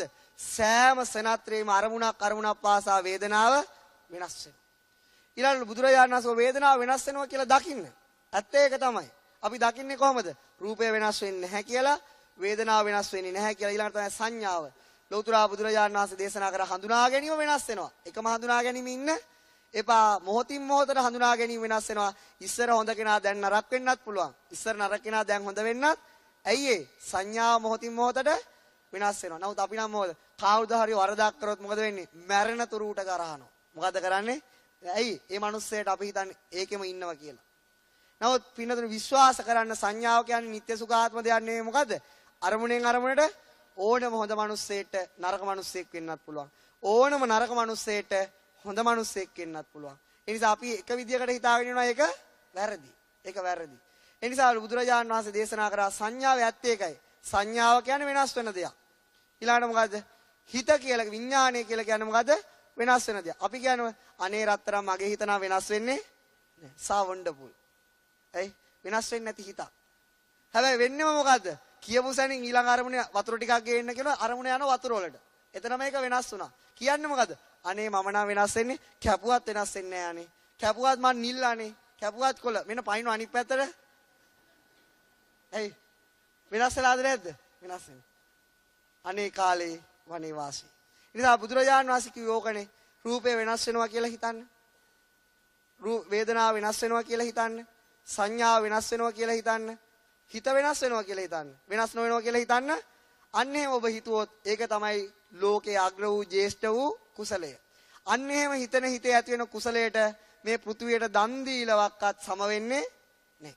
දැන් අපි දන්නවා දන් දීම කියන්නේ පිනක්. ඊළඟට සිල් රැකීම කියන්නේ කුසල්. ඊළඟට භාවනා කිරීම කියන්නේ කුසල්. හැබැයි ලෝකයේ අග්‍ර වූ ජේෂ්ඨ වූ ශ්‍රේෂ්ඨ වූ කුසලය මොකද්ද? සත්‍ය වශයෙන් අරමුණු කරන හිත. මොකද්ද ලෝකයේ අග්‍ර වූ ජේෂ්ඨ වූ හිත? සත්‍ය වශයෙන් අරමුණු කරන හිත. එහෙනම් ලෝකයේ තියෙන එකම ඇත්ත මොකද්ද? වෙනස් වෙනවා. අන්න වෙනස් වෙනවා කියලා අරමුණු කරනවා නම් පින්නතුනි අන්නේ කුසලයට ලං වෙන යන කිසිම කුසලයකට බෑ. මොකද ඒක තමයි එකම ඇත්ත. ලෞතර බුදුරජාණන් වහන්සේ දේශනා කරනවා විදුලි කොටන වෙලාව. ඒ කියන්නේ අසුරු සැනක් ගහන වෙලාව, මෙහෙක් කරන වෙලාව කවුරු හරි වෙනස් වෙනවා කියලා හිතනවා නම් ඒක තමයි ලෝකයේ අග්‍ර වූම කුසලය. බලන්න පින්නතුනි අපිට කුසල් කරගන්න සල්ලි නැති වුණාට බැරිද? පුළුවන්. මොකද ඇත්ත විදිහට කල්පනා කරන්න ඕන. එතකොට මොකද? ඇත්තම මොකද? වෙනස් වෙනවා. එහෙනම් අපේ ජීවිතය කියන්නේ සිත් ගොඩක්. ජීවිතේ පළවෙනියට පහළ වෙන හිතට මොකද්ද කියන්නේ? ප්‍රතිසන්දි හිත. මේ භවයේ තියෙන අන්තිම හිතට මොකද්ද කියන්නේ? චුතිසිත. ඒ අතර කාලය තුල රූප දකින්න හිත චක්කු විඥානය. ශබ්ද ආහන සිත සෝත විඥානය. භවය ගෙනියන සිත භවාංග සිත. ජීවිතේ මේ පහළ වෙන සිත් පහළෙමින් වැඩිම සිත් වලට අරමුණු වෙන්නේ මොන සංඥාවද? නිට්ටයයි, සුඛයි, ආත්මයි සංඥාව. ජීවිතේ මේ පහළ වෙන ජීවිතය කියන්නේ සිත් පහළවීමක්. ඒ පහළ වෙන සිත් වල වැඩිම අරමුණ මොකද්ද? නිට්ටය, සුඛ, ආත්ම සංඥා. මෙන්න මේ પરම්පරාවේ බුදුවරින්ගේ හරි ශ්‍රාවකයන්ගේ හරි ධර්මය ඇහැලා කවුරු හරි හිතනවා නම් මේ සිත් પરම්පරාව එක හිතකට අරමුණක් වෙනවනම් අනිත්‍යයි. මොකද අරමුණ? අනිත්‍යයි කියලා. මෙන්න මේ සිත් પરම්පරාවේ කිසිම සිතකට මේ සිතේ ඇති වෙන කුසලයට ලං වෙන්න පුළුවන් කමක් නැහැ. ඒකයි බුදුරජාණන් වහන්සේ දේශනා කරේ විශ්ව සත්‍යතාව, විශ්වවිත් සත්‍යතාව විදිහට අරමුණු කරන හිත කවදාවත්ම පින්නතුනි කුසලයෙන් අග්‍ර වෙනවා, ජේෂ්ඨ වෙනවා, ශ්‍රේෂ්ඨ වෙනවා මිසක් කුසලයෙන් බාල වෙන්නේ නැහැ. ඒක තව ඉස්සරහට හොඳටම තේරෙයි. ඊළඟට තමයි විද්‍යාඥයෝ. විද්‍යාඥයෝත් ලෝකේ වෙනස් වීම දකින මිනිස්සු. ඒ කියන්නේ ඒගොල්ලෝ දක්න මේ කාබන් වගේ දේවල් දැම්මට පස්සේ හැම වෙලාවෙම ඇති වෙනවා මේ චලිත වශයෙන් පවතිනවා. ඒගොල්ලෝ ඒ දකින්නේ මොකක්ද? වෙනස් වීම. දැන් ඒගොල්ලෝ යමක් කපලා බලනකොට මොකද්ද පේන්නේ? අංශු වශයෙන් දකින්නවා. ඊට පස්සේ කැඩලා බිඳලා දකින්නවා. ඊට තවත් කුඩා දේවල් වල බලන ඒගොල්ලෝ මේ මොකක්ද දකින්නේ? එයාලා උපකරණයක් කරා වෙනස් වීම දකින්නවා. ඒක ඒගොල්ලන්ට හිතනවා මේ මුළු ලෝකෙම ඉලෙක්ට්‍රෝන ගොඩක්, මේ ලෝකෙම ප්‍රෝටෝන ගොඩක් එහෙම කියලා ඒගොල්ලන්ට හිතෙනවා. ඒගොල්ලෝ ඒ එක්ස්පීරියන්ස් එක ගත්තේ මොකකින්ද? ඒ එක්ස්පීරියන්ස් එක ගත්තේ බාහිර උපකරණයකින්. මොකකින්ද එක්ස්පීරියන්ස් එක ගත්තේ? බාහිර උපකරණයකින් ගත්ත එක්ස්පීරියන්ස් එකෙන් චිත්තසංතානය වෙනස් වෙන්නේ නැහැ. චිත්තසංතානය වෙනස් වෙන්නේ තමන්ගේ එක්ස්පීරියන්ස් එකක් වුණොත් විතරයි. ලෞතර බුදුරජාණන් වහන්සේ මේ අනිත්‍යයි දුකයි අනාත්මයි එක්ස්පීරියන්ස් එක ගත්තේ කොහෙන්ද? තමන්ගේ ශරීරය තුලින්. ඒගොල්ලොත් ඒක දකිනවා. නමුත් ඒක එක්ස්පීරියන්ස් එක බාහිරයි. ඒ නිසා ඒගොල්ලොත් රාග දේශ මොහ වලින් නිදහස් වෙලා නැහැ. ඒගොල්ලොත් දුකින් නිදහස් වෙලා නැහැ පින්නතුනි. නමුත් පින්නොත් තමන්ගේ අත්දැකීමක් වෙච්ච බුදුරජාණන් වහන්සේත් ඒ අත්දැකීම ලැබුණු ශ්‍රාවකයොත් මොකද වෙන්නේ? අත්දැකීම ලැබන හැම ශ්‍රාවකයෙකුම මොකද වෙන්නේ? දුකින් නිදහස් වෙනවා. අපි මේ කොච්චර කිව්වත් එහෙම නිත්‍යයි සුඛයි ආත්මයි සංඥාව බින්දෙන්නේ නැහැ. ඒක වෙන්නේ මෙහෙමයි. පින්නොත් අපිට මේ සත්‍ය හොයන්න ගියාම මුළු විශ්වයම මේ ශරීරය ඇතුළේ තියෙනවා. මේ විශ්වය ගැන හොයන්න ගියාම බුදුරජාණන් වහන්සේ කියන්නේ මේ ශරීරය ගැන හොයන්න. හොයනකොට මුළු විශ්වයම මේ ශරීරය පේන්න ගන්නවා. ඒතකොට පින්නොත් මේ ගැන හොයන්න ගියාම මොකද වෙන්නේ? අපිට තියෙන සත්‍ය සංඥා, අනිත්‍ය දුක්ඛ අනාත්ම සංඥා තුනේ එකක් පාවිච්චි කරලා වෙනස් වෙනවා කියලා මේ ශරීර කූඩුව අරමුණු කරනවා. මොකද්ද කරන්නේ? මේ වෙනස් වෙනවා කියලා මේ ශරීර කූඩුව බලාගෙන යනවා. බලාගෙන යනකොට මේ ශරීරය නලියන්න පටන් ගන්නවා. මොකද්ද පටන් ගන්නෙ? නලිය තියෙන හැබැයි පෙනුනේ නැහැ. ඇයි පෙනුනේ නැත්තේ? බැලුවේ නෑ. බලනකොට මේක පේනවා. මේක හැම වෙලාවක වෙනස් වෙනවා. තව දුරටත් පින්නොතිනි බලනකොට මේ වෙනස් වීම මොකද්ද වෙන්නේ? මේක නිකන් දිය වෙලා යනවා වගේ පේනවා. මොකක් වෙලා යනවද? දිය වෙලා වගේ. අන්න මොකද වෙනස් වෙනවා. මේ රූප කොට වෙනස් වෙනවා පේනවා. තව දුරටත් මේ දිහා බලනකොට මොකද විදුලියක් කොටනවා වගේ මේක රූප කොට වැඩ කරනවා. මොකක් වගේද? රූප කොට. එනවා දැන් මෙයාට පින හිතා ගන්න බෑ. එයා හිතුව එකම රූපයක්. එයා හිතුව වෙනස් වෙන්නේ නැති රූපයක්. එන්න මොකද ඇතිවීම නැතිවීම ප්‍රකට වෙනවා. ඇයි එයාට ඒක ප්‍රකට වෙන්නේ? එයා ඒ ගැන හොයපු නිසා. එයාට ඒ සත්‍ය පේන්නේ එයා ගැන හොයපු නිසා. ඔන්න උදාහරණයක්. දැන් අපි කියමු පින්නතුනි.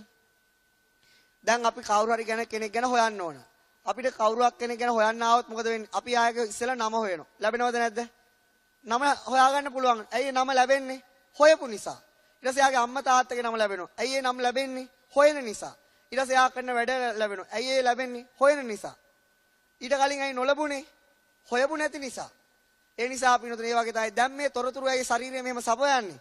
දැන් තමයි ශරීරය ගැන හොයන්න පටන් ගත්තේ. ඊට පස්සේ මෙහෙම වෙනස් වීම දකින්නකොට අපේ තියෙන නিত্য සුඛ ආත්ම සංඥාව බින්දිනවා. ඇත්ත එහෙම දෙයක් නෑ. හැම වෙලාවෙම වෙනස් වෙනවා. කර කියා ගන්න දෙයක් නෑ. හැම වෙලාවෙම ජරාවටපත් වෙනවා. කර කියා ගන්න දෙයක් නෑ. අන්නේ ඝන සංඥාව බිඳීගෙන යනවා ශරීරය ඇතුලේ. ඊට පස්සේ මොකද වෙන්නේ? යා බලන මේ බාහිර රූප දිහා බලනකොට බාහිර රූපත් වෙනස් වෙනවා. ඒ දකින්න හිතත් වෙනස් වෙනවා. පිළිවෙතින් මෙන්න මෙහෙම වෙනස් වීම දැක්කම අත් හරිනවද අත්හැරෙනවද? අත් හරියයිද අත්හැරෙනවද?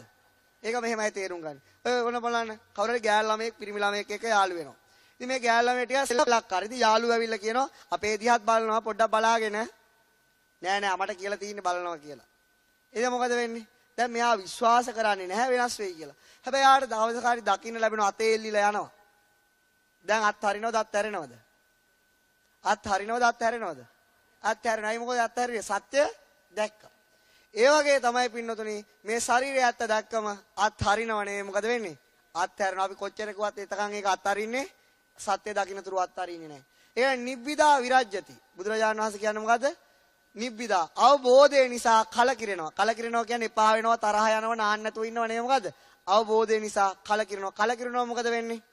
විරාගගති. ඒ කියන්නේ මොකද්ද?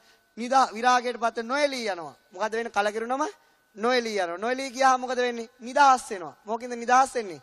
අනෝබෝධයෙන් නිදහස් වෙනවා. නිට්ටයයි සුඛයි ආත්මයි කියන සංඥාවෙන් නිදහස් වුණා කියලා දැනගන්න.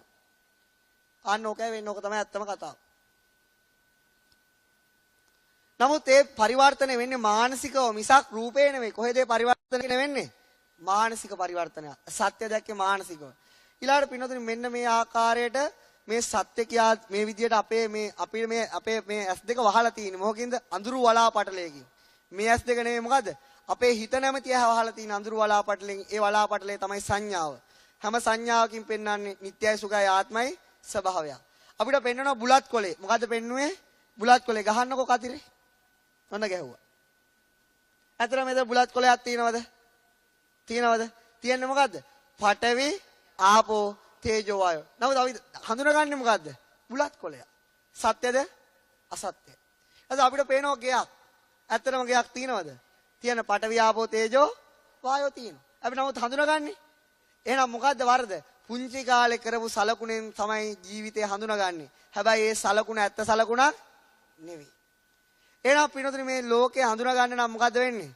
සලකුණ අයින් කරන්න ඕන. මොකද්ද දකින්න ඕනේ? සත්‍ය සත්‍ය විදියට දකින්න ඕන. දැන් මේ මල් මොන මල්ද? රෝස මල්. මේ මල් මොන මල්ද? කපුරු මල්. මේ ප්ලාස්ටික් මල්. මේ මල් මොනවද? කපුරු මල්. ඊට පස්සේ මෙතන තියෙන කපුරු මල්ද වර්ණ රූපය සුදුයි. එතනින් ගියාම වර්ණ රූපය කහයි. වර්ණ රූපය කොළයි. පඨවි ආපෝ තේජෝ වායෝ වලින් හැදී ඇත. ඇත්ත ඒකයි. නමුත් අඳුරගන්නේ මොකද්ද? මේ කියනවා මේ අඳුර ගන්නවා. අනේ කාලේ වනේ වාසී. මේ දැන් මේ කියනවා අසත්‍යයි කියලා. මේ දැන් අඳුරගන්නේ ඕක තමයි ඇත්ත. මේ දැන් කියනවා යනකොට උතර අතරම් බඩු ටිකක් තියෙනවා. අනේ ශා ලස්සනයි අනේ. නිකන් දෙන්නේ අරයි යන්නකො. පොරකයි. මොකද වෙන්නේ? පොරකන. මේ කිව්ව වෙනස් වෙනවා. මේ කිව්ව ජරාවටපත් වෙනවා. ඒත් ඒක වහනවා කවුද වහන්නේ? සලකුණ වහන්නේ පුංචි කාලේ ගත්ත සලකුණ. ඇත්තටම පිනතුනේ මේ ලෝකේ සත්‍ය අපිට වහලා තියෙන්නේ මොකද්ද? අපේ මේ සංඥාවෙන්. now ලෞතුරා බුදුරජාණන් වහන්සේ මේ අමා ධර්මයේ දේශනා කරේ මොකද්ද? මෙන්න මේ සත්වයාට අත්හරින්න බැරි සංඥාව අත්හැරවන්න.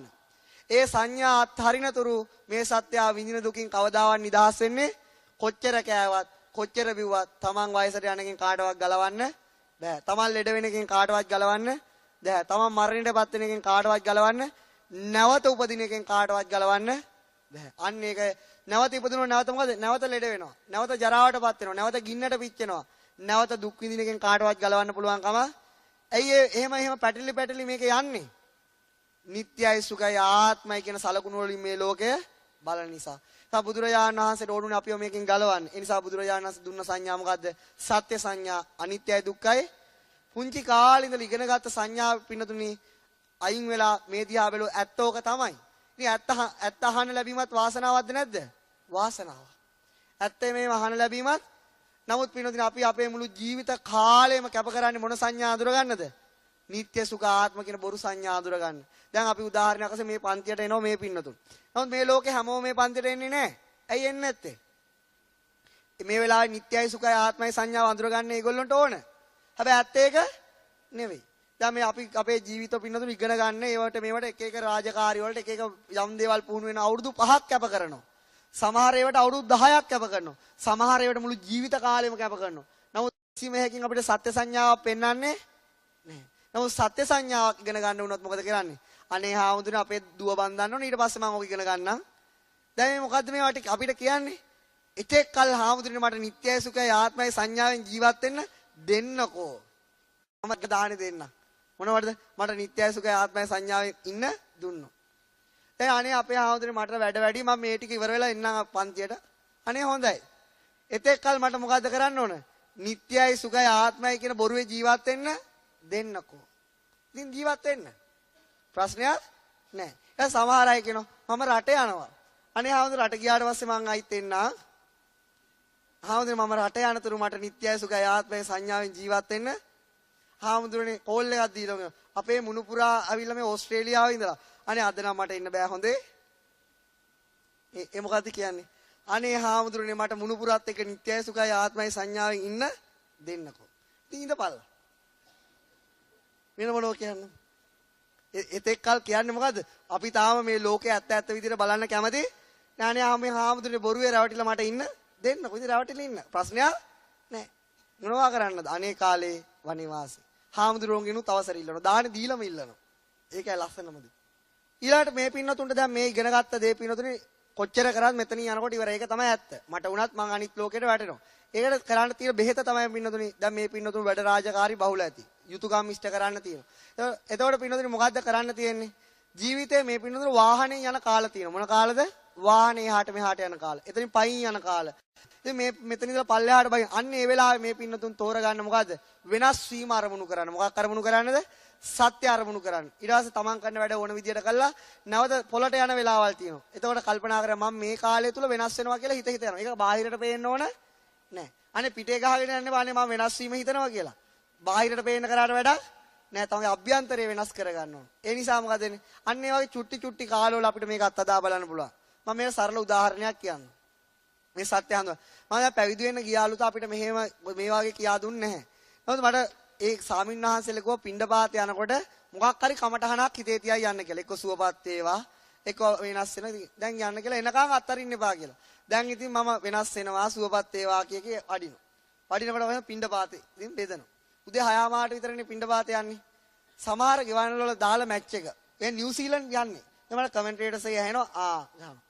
දැන් සංඥාව මොකද්ද? නිත්‍යයි සුඛයි බලන්නම හිතනවා. නොබල ඉන්නව දාන ටික ලැබෙයිද දන්නේ නැහැ. දැන් මම මේ විදිහට කල්පනා කරා කවදාවත් මට ඕක කරගන්න පුළුවන් කමක් උනේ නැහැ. හැමතිස්සෙම හිත කොහෙට හරි යනවා. එහෙම තමයි ඇත්ත. ඊට පස්සේ මම මේක කල්පනා කර හරියන්නේ නැහැ. කිසිම දිනක මේක කරන්න පුළුවන් දෙයක් නෙවෙයි. මොකක් හරි දැක්කොත් ඒක යනවා. ඊට පස්සේ මේක කවලා යනකොට මේක හිතලා නැහැ. ඊට පස්සේ මම ඊට පස්සේ හිතුවා මේ ලයිට් කණු දෙකක් අතර මෙහෙම හිතන යනවා. මොන දෙකක් අතරද? ලයිට් කණු දෙකක්. වැඩි දුරක් නැහැනේ. ඊට පස්සේ අනිත් එකක් හිතනවා. එතකම් මොකද්ද වෙන්නේ? සුවපත් වේවා කියලා හිතා. දැන් පොඩි දුරයිනේ. දැන් ලයිට් කණුව පහුවෙලා. ඊට පස්සේ ඊළඟ ලයිට් කණු දෙක අතර. අපේ මේ හිතට පින්නතුණු විශාල කාලපරාස පුරුදු කරන්න දුන්නට ඒක හිත ඒකට කම්මැලි. මොකද සත්‍ය හඳුනා ගන්න අසත්‍ය හඳුනාගෙන සත්‍ය හඳුනා ගන්න හිත කැමති නැහැ. ඒ නිසා මේ හිතට පින්නතුණු මේක පුරුදු කරන්න ඕන ටිකෙන් ටික. කොහොමද පුරුදු කරන්න ඕන?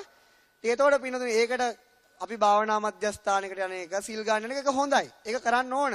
නමුත් අපේ තියෙන ජීවිතේ වැඩවලු ඒක කරන්න පුළුවන් දෙයක්වත් එහෙනම් අපිට පුළුවන් පුංචි කාලපරාස මේකට ගන්න. මෙතනින්ලා පඩිය අතන බහලා අවසන් වෙනතුරු මම සත්‍ය මත හිත පිහිටනවා. වෙනස් වෙනවා කියලා හිතනවා. ඊට පස්සේ මම මෙතනින්ලා මේ පාරේ ඉරි ටික අයින් වෙනකම් මොකද වෙන්නේ?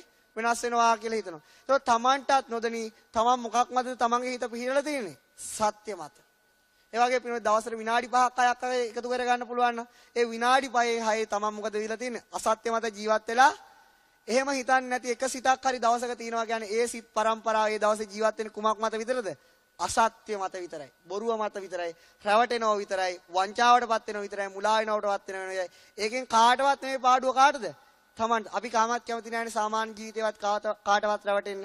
ඉතින් අපි පුදුම රැවටිල්ලකනේ දෛනිකව ලක් වෙන්නේ. අනිත්‍ය දේ නිට්ටයයි කියලා පේනවා. දුක් දේ සැපයි කියලා පේනවා. වෙනස් කරන්න බැරි දේ වෙනස් කරන්න පුළුවන් කියලා යන්නේ කියන සත්‍ය මත හඳුනා ගන්න ඒ වගේ දේවලුත් භාවිතා කරන්න පුළුවන්. ඊළඟ දේ තමයි මෙතන පළවෙනි දවසේ මේ ධර්ම දේශනාව ඉතිහාසය කියනකොට ටිකක් අත්හැරලා තමයි මම කිව්වේ. මොකද ඒකම ගුවන් දවසේ පඨවි ආපෝ තේජෝ වායු කියා දෙන්න වෙන්නේ. ඊළඟ බුදුරජාණන් වහන්සේ ජීවමාන කාලේ ලස්සන සිදුවීමක් වුණා. ඒතර පින්නතුනේ මේ ධර්මයේ කියන්න කිව්වේ කොහෙද? දිව්‍ය ලෝකෙදී. මොන දිව්‍ය ලෝකේ? තෞතිසා දිව්‍ය ලෝකෙදී.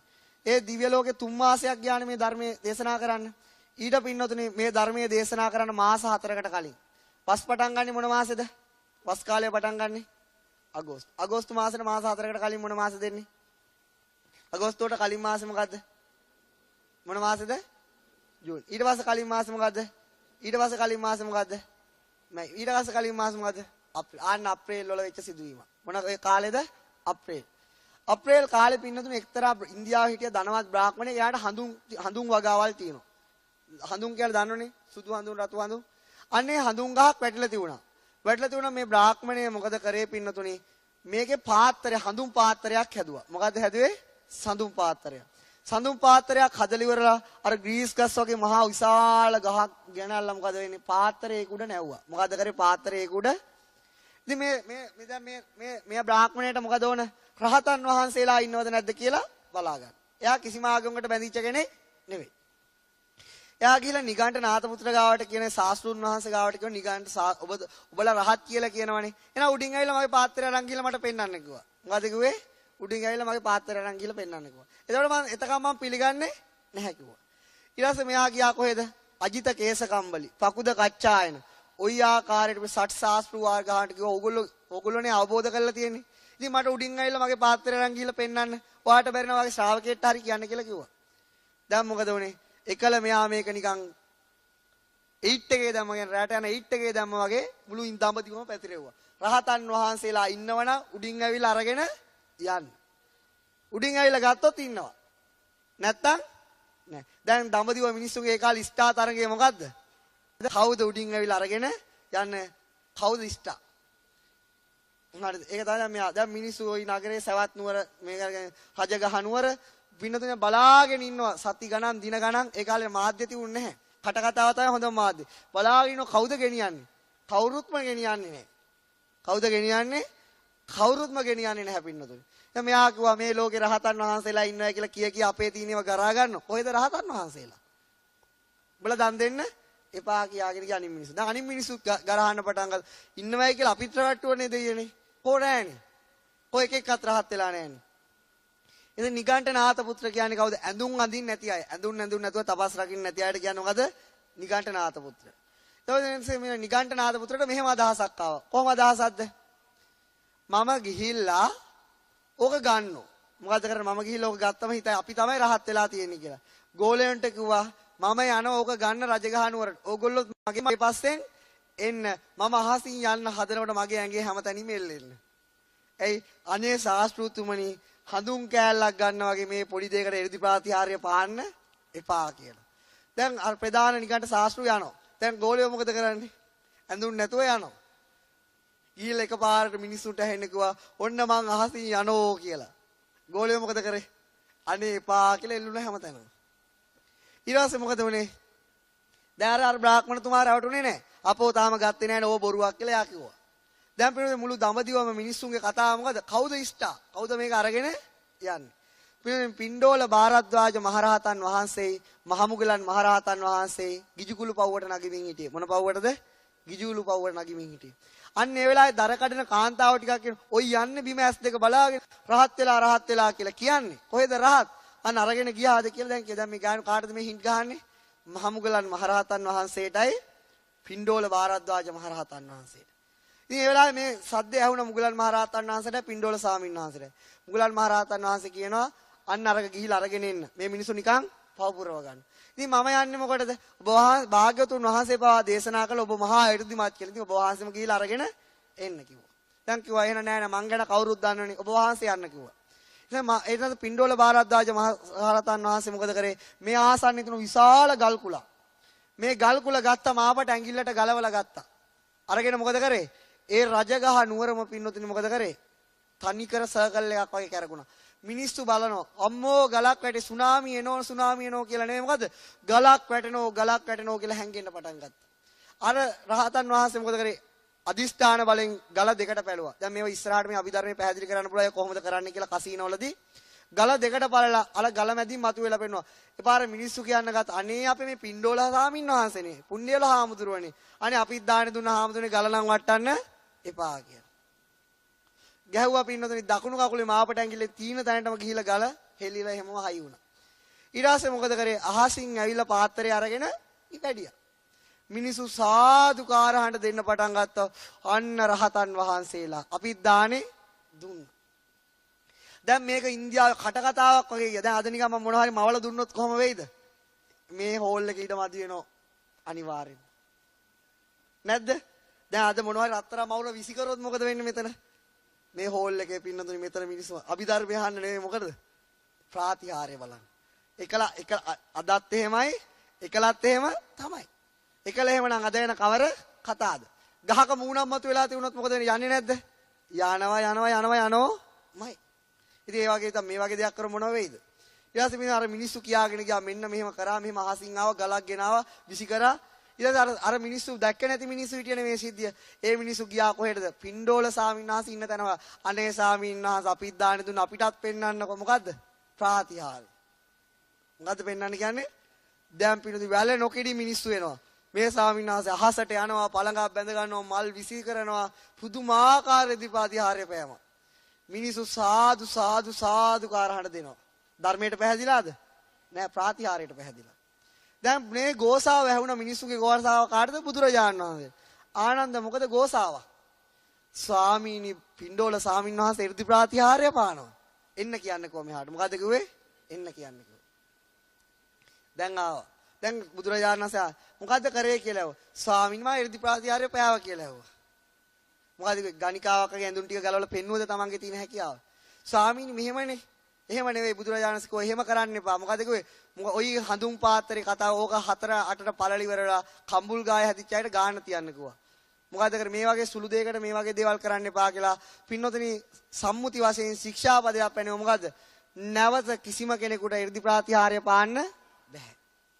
ඇයි එදා බුදුරජාණන් වහන්සේ එහෙම නොකරා නම් අද මින්නතුන් එන්නේ ධර්මය අහන්නේ මොකක් බලන්නද? මැජික් බලන්න. ඇයි ඒ වගේවට ආසයි මිනිස්සු. නමුත් බුදුරජාණන් වහන්සේට ඕනේ මේ මිනිස්සු රවට්ටලා වසඟ කරන්න නෙමෙයි මොකක්ද ඕනේ? මේ නිත්‍ය සුඛ ආත්ම සංඥාවලින් ගලවලා සත්‍ය පෙන්වන්න. ඉතින් පින්නතුනේ මොකද්ද උනේ? ඉතින් ඒ ස්වාමීන් වහන්සේ බුදුරජාණන් සමාවෙන් අරගෙන ඒකට කැමති වුණා. ඉතින් ආපස්සේ වෙද්දි ප්‍රාතිහාර්ය පෑවේ. දැන් පින්නතුනේ අන්‍යාගමිකයින්ට ওই කතාව ආරංචි වුණා. මොකද්ද? බුදුරජාණන් වහන්සේ එර්ධි ප්‍රාතිහාර්ය පාන්න එපා කියලා ශික්ෂාපද පනවලා. බුදුරජාණන් වහන්සේගේ ශ්‍රාවකයෝ ජීවිතේ ගියා සිල්පද කඩන අය නෙවෙයි කියලා.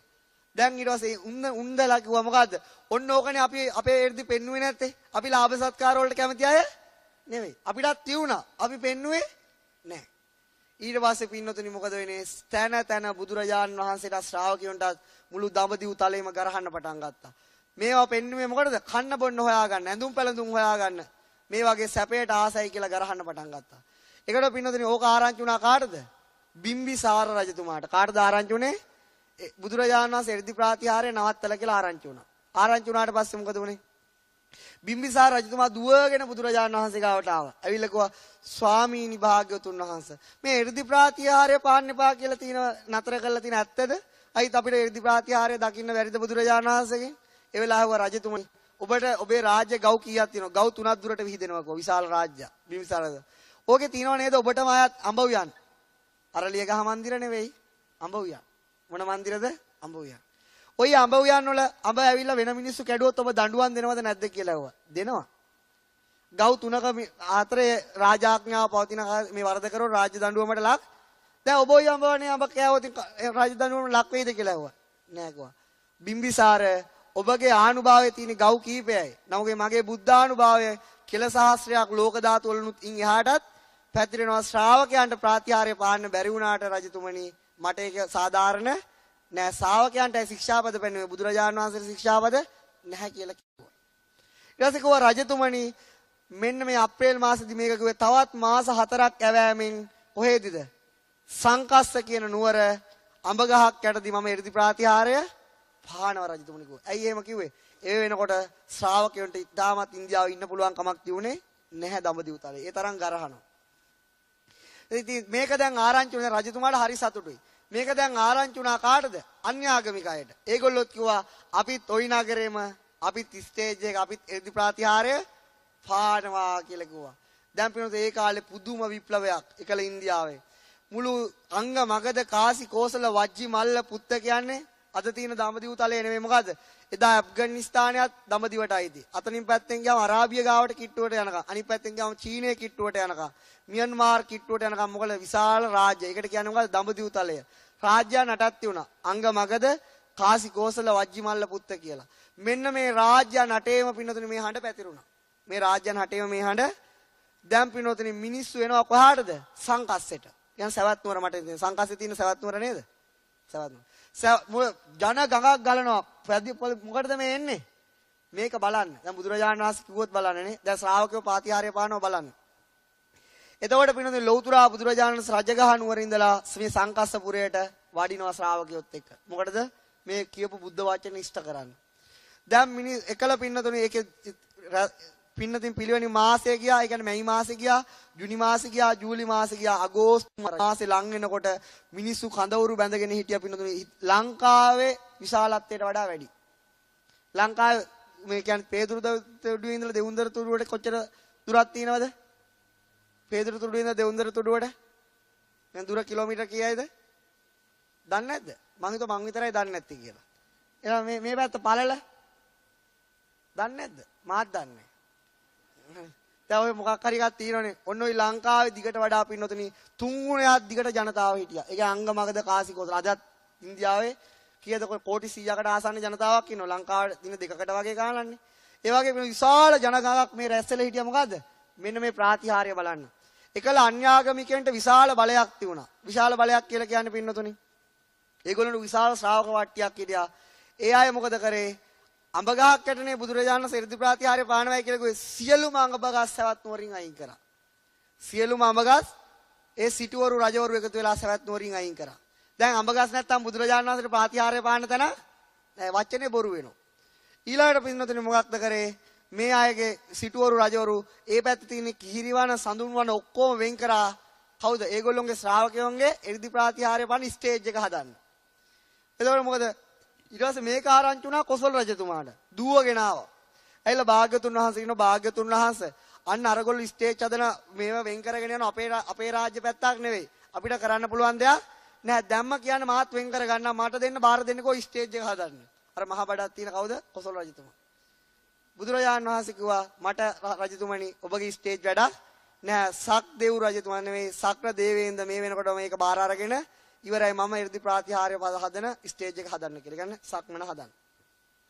දැන් පින අන්‍ය ආගමිකව මාස ගණන් තිස්සේ ලස්සන මල් ගෙනල්ලා නෙළුම් මල් ගෙනල්ලා කිහිරි මල් ගෙනල්ලා කිහිරි ගස් ගෙනල්ලා දැන් මේ විශාල ස්ටේජ් හදන මොකද්ද? 이르දි පාද. දැන් මේ තියෙන මේ දේ බලන්න එකල ඉන්දියාව විශාල ජනතාවක් රැස් වෙලා හිටියා. ඉතින් දැන් පිළිවෙලින් 3 මාස ඉවරයි. අගෝස්තු මාසේ ඇසල පොහොයට දවස කලින් දවස පොය උපදා වෙන දවස කලින් දවසේ උදා වුණා. ලෞතර බුදුරජාණන් වහන්සේ ආසන්නයටම වැඩලා හිටියා කුටියක. ඒ වෙලාවේ පිනතුරු වඩිනම ගඹගස් නැහැ. මොකද උනේ මෙන්න මේ අවස්ථාවේ කටු අකුලක තිබුණ පින දිමියෝ පැඩපු මොකද්ද? අඹ ගෙඩියක් වැහිලා තිබුණ කොළ වලින් ඒක අහුණා කාටද? රජතුමාට සේවය කරන පුරුෂයෙක්ට. මේක අරගෙන පින්නතුනේ මෙයා හොදනකොට ලොකු අඹ ගෙඩියක්. මෙයා හිතන රජතුමාට මේ අඹ ගෙඩිය ගෙන හිඳුනොත් මට කහවණු 8ක් ගන්න පුළුවන්. කහවණු 8ක්. ඒ වුණත් මේක මේ ප්‍රදේශයේ වැඩියා තථාගත තරහස් සම්මා සම්බුදුරජාණන් වහන්සේ. අපි අහලා තියෙන උන්වහන්සේ කලු කිසකෙස් තියෙන කාලෙම මේ පැවිද්දට ගියේ කියලා. අනේ මේ අඹ ගෙඩිය උන්වහන්සේට පූජා කරනවා භාග්‍යතුන් වහන්සේට පූජා කරනවා කියලා මෙයාට සිතක් පහළ වුණා. සිතක් පහළ වෙලා බුදුරජාණන් වහන්සේ ඉන්න තැනට ගිහිල්ලා මේ සන්ධ්‍යා භාගයේ මේ අඹ ගෙඩිය පිළිගන්නකොට සතරවරන් දෙව් මහ රජවරු මොකද උනේ? සතර අතින් ඇවිදිලා රත්තරන් පාත්‍රයක් බුදුරජාණන් වහන්සේ දික් කරා පිළිගන්න. දැන් දෙව්වරු කොහොම බුදුරජාණන් වහන්සේ ගැන දන්නවනේ. ඉතින් මොකද මේ පාත්‍රයට බුදුරජාණන් වහන්සේ අර අඹ ගෙඩිය පූජා කරා. පිළිගත්තා. ආනන්ද ස්වාමීන් වහන්සේට කිව්වා අඹ පානයක් හදලා පිළිගන්නන්න වළඳන්න කියලා. ඊට පස්සේ අඹ ඇටයක් එනවනේ දැන් අඹ පානි හදනකොට ඒ ඇටේ දුන්නා මොකද කරන්නේ? ඒ කුමාරයාට මොකද කරන්නේ? ওই ආසන්නයේ තැනක පොළව හාරලා යට දාන්න කියලා. මොකද කිව්වේ? පොළව හාරලා යට දාන්න. ඒ කුමාරයාගේ නම මොකද්ද? මොකද්ද? මොන නමද? දන්නේ නැද්ද? මටත් දන්නේ මට මතක නෑ. ඊට පස්සේ මේ කුමාරයාගේ නම මේ කුමාරයා මොකද කරේ? දැන් දැම්ම. ඊට පස්සේ බුදුරජාණන් වළඳලා පාත්‍රය හොදලා දුන්නා මේකට වතුර දාන්න කියලා. මෙන්න මේ අඹ ඇටයට පින්නතුනේ වතුර වැටෙනකොට අර පාත්‍රය මොකද වෙන්නේ? මේක පැලේ ලොකු වුණා. තව මොකද වුනේ? තව විශාල වුණා. තව විශාල වුණා. මහා අඹ වෘක්ෂයක් බවට පත් වුණා. පුළුවන් ද වෙන්න බැරිද? පුළුවන්. පුදුමයි.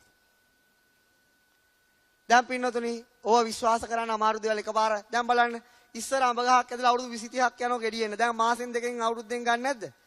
ඉතින් මේ සාමාන්‍යයටත් ඕක කරන්න පුළුවන් බුද්ධානුභාවයට මේව කරන එක සාමාන්‍ය දෙයක්ද? ඉතින් මේ වගේ මේවට හේතු පැහැදිලි කරන්න පුළුවන් තව ඉස්සරහට. ඉතින් මේ ආකාරයට පින්නතුනේ මේ අඹ ගහ ලොකු වුණා. මෙන්න මේ අඹ ගහට කිව්වේ මොන අඹ ගහ කියලාද? මොන අඹ ගහ කියලාද කිව්වේ? ඈ? මොන කුමාරයා පූජා කරද අඹ ගහද? ගන්ධබ්බ කුමාරයාද? මොන කුමාරේ? මේ අඹ ගහට මේ කුමාරයාගේ නම වැටුණා. මොන වෘක්ෂය කියලා අඹ වෘක්ෂයද කියලා කිව්වේ? මටත් මතකෙට එන්නේ නැහැ මේ අහන්නේ. කවුරුද දන්න කෙනෙක් කියනවනම් කියන්න. මොන කුමාරයාගේ නම? ඈ? ඒක මතක් වුණොත් කියන්න. කවුරුත් දන්නේ නැහැ නියමයි. මොකක්ද මේ නම? ඈ? දන්නවද? ඈ? ගන්ධබ්බනේ මොකද්ද? මට මතක නෑනේ. ඉතින් මට මේ කතාව කියන්න. හොඳයි ඒ කුමාරයාගේ නම වැටුණෝකට. ඊට පස්සේ පින්නොතනේ මොකක්ද උනේ? දැන් ලෞතර බුදුරජාණන් මේ අඹ ගහේ අකාලේ ඵල හැදිලා වීසිරලා ගියා මිනිස්සු ආරාම්භ කන්න පටන් ගත්තා. කරගෙන ගියා මේ පැත්තේ අඹ හරිම රහයිනේ.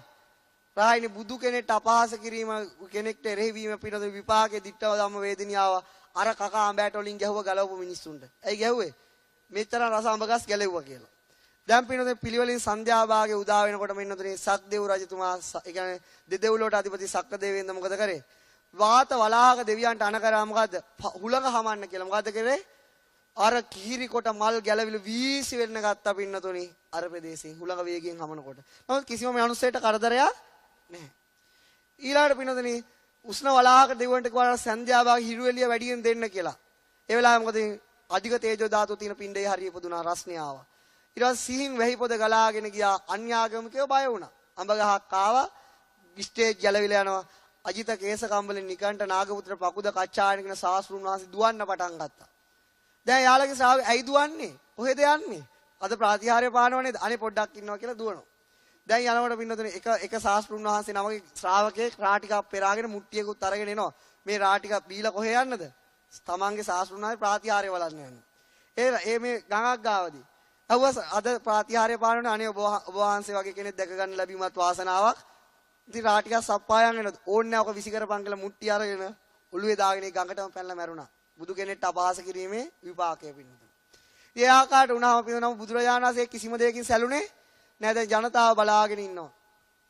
පින්නතුනේ එතන සන්ධ්‍යා භාගයේ හිරු බැහැ යනවත් එක්කම පින්නතුනේ මොකද වෙන්නේ? බුදුරජාණන් වහන්සේ වෙනුවෙන් අර අඹ ගහ පාමුල ඉඳලා නැගෙන හිර සිටිජේ දක්වාම රුවන් සක්මනම් ඇවුණා. මැණික් සක්මනම් ඇවුණා.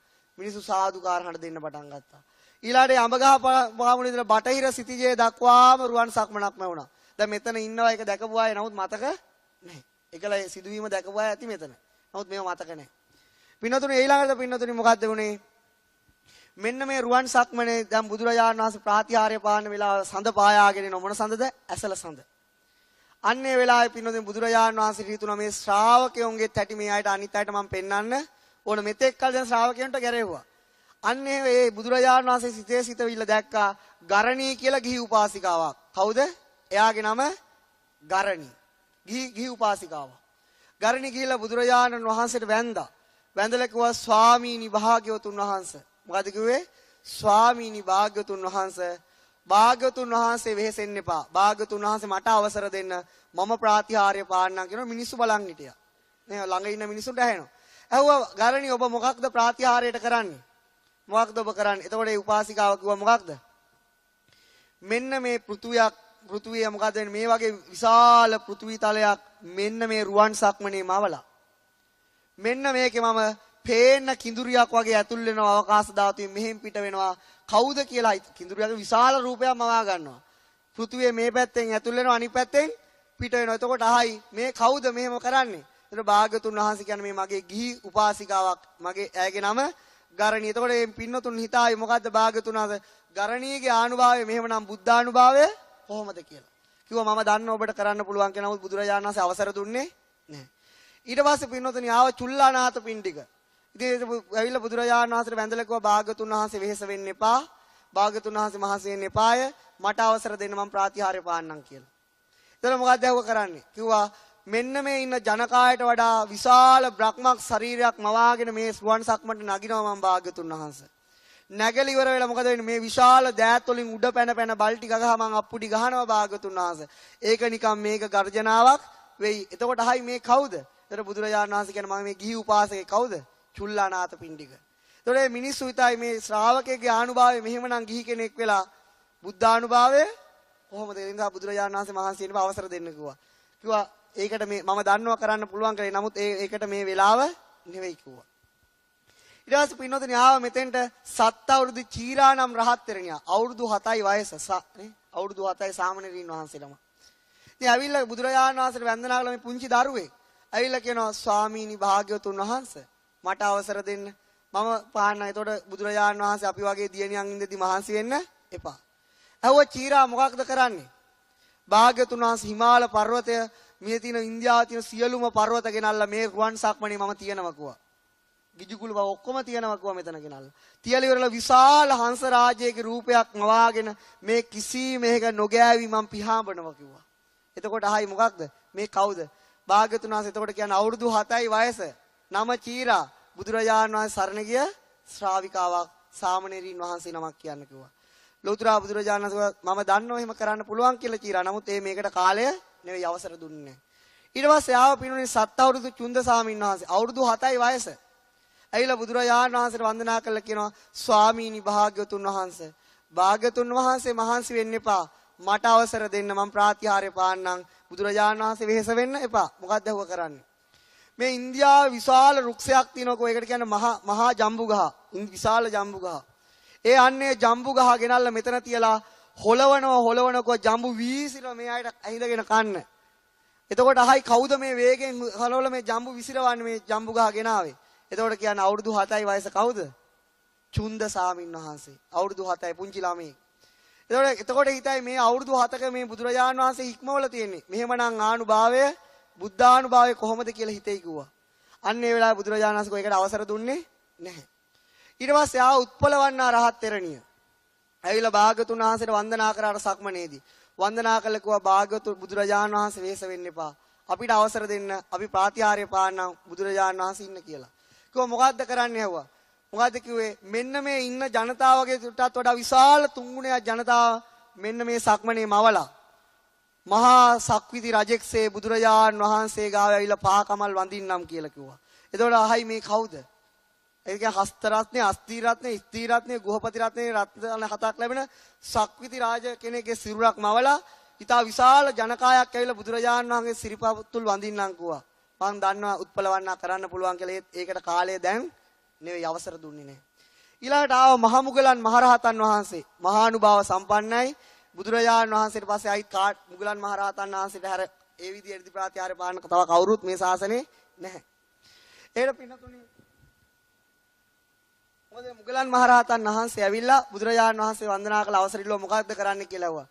භාග්‍යතුන් වහන්සේ හිමාල පර්වතය, මහා මේරු පර්වත, ওই පර්වත ඔක්කොම ගෙනල්ලා මෙන්න මේකට මෑට හපන්න වගේ හපලා දානවා කිව්වා.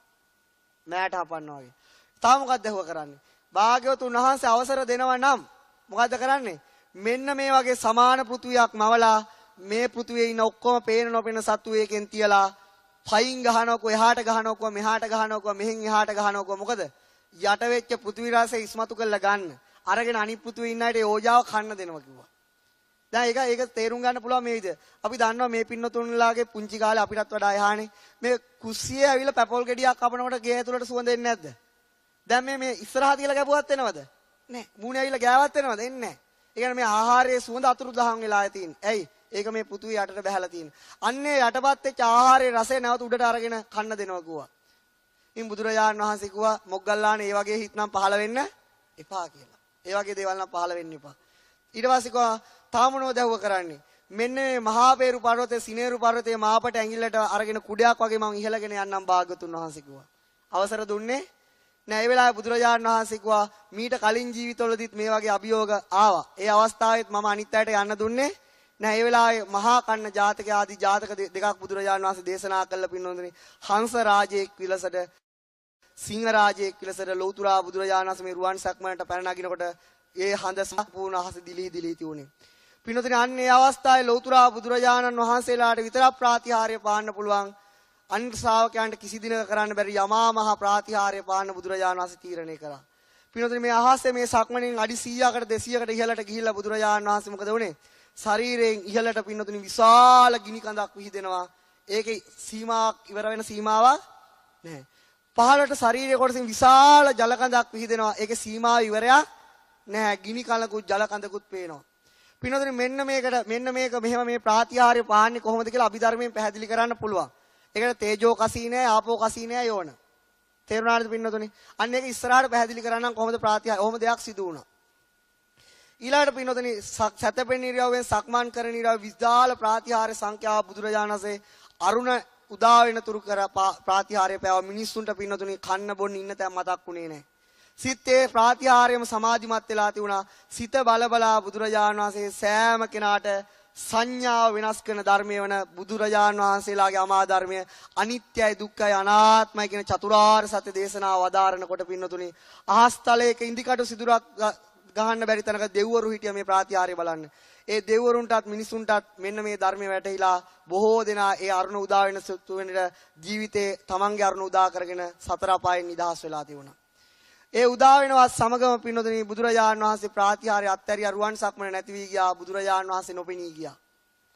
මිනිස්සුන්ට දැන් හිතා ගන්න බෑ. මිනිස්සු අඬන්න පටන් ගත්තා. මේ බුදුරජාණන් වහන්සේලා හුදකලාව ප්‍රිය කරන අය. බුදුරජාණන් වහන්සේ බේසකලා වනයේට වැඩියද? බුදුරජාණන් වහන්සේ අපිට නොපෙනෙන වනයේකට වැඩියද? බුදුරජාණන් වහන්සේලා තමන්ගේ හැකියාව පෙන්වන අය නෙවෙයි. අනේ අපිට බුදුරජාණන් වහන්සේ නැතුව අපි යන්නේ නැහැ කියලා පළවෙනි පිකටින් එක පටන් ගත්තා. බුදුරජාණන් වහන්සේ ගෙනත් දෙනකම් අපි යන්නේ නෑ. දැන් ශ්‍රාවකයන්ට කියන්නේ. ඊට පස්සේ පින්නතුනේ අපි බුදුරජාණන් වහන්සේ ගෙනත් දෙරතුරුම යන්නේ නැහැ කිව්වා. දැන් බුදුරජාණන් වහන්සේ කොහාටද වැඩියේ? තව්තිසා දිව්‍ය ලෝකයට. කොහාටද වැඩියේ? තව්තිසා පාණ්ඩුකම්බල ආසනයට වැඩිම සක්දේව් රජතුමා ආරාධනා කරා වස් කාලේ ගත කරන්න. පින්නතුනේ ඔතනින් එහාට කතාව කියපාර කිව්වා. ඊට පස්සේ පින්නතුනේ දැන් ඔන්න ඔය ආකාරයේ පින්නතුනේ අපි සරණ ගිය ලෞතුරා දැන් මේ ලෝකේ අපි අසරණ මිනිස්සු. මේ ලෝකෙම මිනිස්සු සත්‍යව අසරණයි. අපි අසරණ කමට පින්නතුනි එකිනෙක පුද්ගලයෝ තෝරගන්නවා අපේ සරණ යන්න. දැන් ක්‍රිස්තියානි අය ජේසුස් වහන්සේ තෝරගන්නවා. මුස්ලිම් අය නබීතුමා තෝරගන්නවා සරණ යන්න. ඊට පස්සේ හින්දු අය රාමා තෝරගන්නවා. ඒ වගේ ගොඩාක් තෝරා ගැනීම කරන මොකද්ද? තමන්ගේ අසරණ කමට සරණක් හොයාගන්න. හොයාගන්නවද නැද්ද? තෝරගන්නවා. ඒ අතර උපදිච්ච මිනිස්සු තමයි අපිත් මේ ලෝකේ. අපේ අසරණ කමට අපි සරණක් හොයන්නේ කවුද? ලෞතුරා බුදුරජාණන් වහන්සේලාගේ ධර්මයෙන්. පින්නතුනි ඒක සෑම මිනිස්සෙක්ටම බෞද්ධයයි කියලා ගන්න සෑම බෞද්ධයෙක්ටම ලැබෙන දෙයක් නෙවෙයි. උපැන්නේට බෞද්ධ වෙන්න ඕන කෙනෙක්ට පුළුවන්. නමුත් ලෞතුරා බුදුරජාණන් වහන්සේ පෙන්වන මේ ධර්මයෙන් හදවත බෞද්ධ කරගන්න ඒ තරම් අය නැහැ. ඒ නිසා පින්නතුනි හැම මිනිස්සෙක්ටම ලැබෙන්නේ නැති බෞද්ධුණා සෑම බෞද්ධයෙක්ටම ලැබෙන්නේ නැති ඊටා බලගත් වාසනාවක් තමයි මේ පින්නතුන්ට උදා වෙලා තියෙන්නේ. ඒක පින්නතුනි ඒ බීජය මම මේ පින්නතුන්ගේ හිතේ පැල කරා. ඒ බීජය එතනින් කඩලා විසි ගන්නවද? ඒකට පෝර වතුර දාලා හදලා මහා ගහක් බවට පත් කරගෙන මේ දුකෙන් නිදහස් කරන එකට ඔබ පස්වෙනි සතියේ තේරුම් ගන්න. ඉදිරියට මේ පැලේට වතුර පෝර දාලා මම මේක වඩා විපුල බවට පත් කරගන්නවද? නැත්නම් ඒක මම කරටියෙම කඩලා විනාශ කරලා දානවද කියලා Tamanට බාර දෙයක්. ඒක මට බාර දෙයක් නෙවෙයි. මට පෙන්වන්න පුළුවන් හැම ආකාරයට මේ ධර්මයේ හැම පැත්තම මම මේ වෙනකම් පෙන්නවා. ඉස්සරහට ඉදිරි සති ගානෙත් පෙන්නනවා. ඒ නිසා පින්නතුනි මොකද කරන්න තියෙන්නේ? අපි සතුටු වෙන්න ඕන. යේකේචි බුද්ධං සරණං ගතාසේ. නතේ ගමිස්සanti අපායං. පහාය මානුසන්දේයං දේවකායා පරිපූර්ණසanti. යමෙක් බුදුරජාන් වහන්සේ සරණ ගියේ නම් මරණයෙන් පස්සේ එයා අපාය දකින්න කෙනෙක් නෙවෙයි. එයා කොහෙද යන්නේ? දිව්‍ය කයකින් ඊළඟ ප්‍රතිසන්දිය සරස ගන්නවායි කියලා කිව්වේ බුදුරජාන් වහන්සේ නෙවෙයි කවුද? සක්‍ර දේවේන්ද්‍ර මහා සමය සූත්‍රයේ තියෙන ගාථාව. යේකේචි බුද්ධං සරණං ගතාසේ නතේ ගමිස්සanti අපායං පහාය මානුසන්දේයං දේවකායා පරිපූර්ණසanti. යමෙක් බුදුරජාණන් වහන්සේ සරණ කියන ඊළඟ භවයේ ආපාය දකින්නේ අර සරණ යාමේ තියෙන පුණ්‍ය බලයෙන්ම මොකද වෙන්නේ? ඊළඟට දිව්‍ය කයකින් සැරසෙන වාසනාවක් තියෙනවා වගේ බුදුරජාණන් වහන්සේක අනුමත කරා. ඒක තමයි ඇත්ත. ඊළඟට පින්නතුනි බුදුරජාණන් වහන්සේලා කියන මේ ශ්‍රේෂ්ඨ ඥානෙ දිනු කරපු උත්මය ගැන අපිට හිතලන්න පුළුවන් හිතක් අපිට නැහැ. අරමුණු නැහැ අපේ හිතෙන්. ඒ වගේ බුදුරජාණන් වහන්සේලාගේ තියෙන අසීමිත ගුණකාන්දම්බයත් මේ සිතෙන් සංඥාවෙන් අරමුණු කරන එක ලේසි දෙයක් නෙවෙයි. ඒක කරන්න බෑ බුදුවරයෙක්ට මිස. පින්නතුනි ඒ නිසා පින්නතුනි නමුත් ඒ බුදුරජාණන් වහන්සේලා ගැන අපිට ඕන හිත පහදවා ගන්න පුළුවන්. මොකද කරන්න පුළුවන්? අපි දන්න අපිට තේරෙන විදිහට හිත පහදවා ගන්න පුළුවන්. අන්නේ හිත පහදවා ගැනීමට ලැබෙන විපාකයක් පින්නතුනි ලේසි දෙයක් නෙවෙයි. ඒක විශාල විපාකයක් ඇති වෙන දෙයක්. මොකද්ද කියන්නේ? ඒකට ලස්සන ගාතාවක් කියන මොකද්ද? බුදුරජාණන් වහන්සේලාගේ ගුණ අනන්තයි. බුදුරජාණන් වහන්සේලාගේ ගැන අපිට හිතන්න බෑ. නමුත් ඒ අන්නේ අනන්ත වූ වස්තු බුදුරජාණන් වහන්සේලා කෙරේ අපේ හිත පහදිනවා නම් අන්නේ පැහැදීමට ලැබෙන කර්ම විපාකයක් අනන්ත වූ චුට්ටි පැහැදීමට ලැබෙන කර්ම විපාකයක් අනන්ත වූ විපාකයක් කියලා කියනෝනේ. අන්නේ නිසා පින්නතුනි ලෞතුරා බුදුරජාන් මට මේ පින්නතුන් නිවන් දකීද? ඊට පස්සේ මේ පින්නතුන් මේ සංසාරයෙන් ඈතර වෙන්නේ හෙට මහන්සියද කියලා මගේ චේතනාවක් නැහැ. නමුත් මේ ලෝකයේ තියෙන ශ්‍රේෂ්ඨ මිනිස්සෙක් තමයි බුදුරජාන් වහන්සේ කියන්නේ. මෙන්න මේ ධර්මය ටිකක් හරි තේරුම් අරගෙන මෙන්න මේ බුදුරජාණන් වහන්සේ ගැනවත් හිත පහදවාගෙන මේ සතර අපායට වැටෙන ජීවිතය ගලව ගන්න මේ ගැනීම ඔබට උපකාර වේවා කියලා ප්‍රාර්ථනා කරනවා.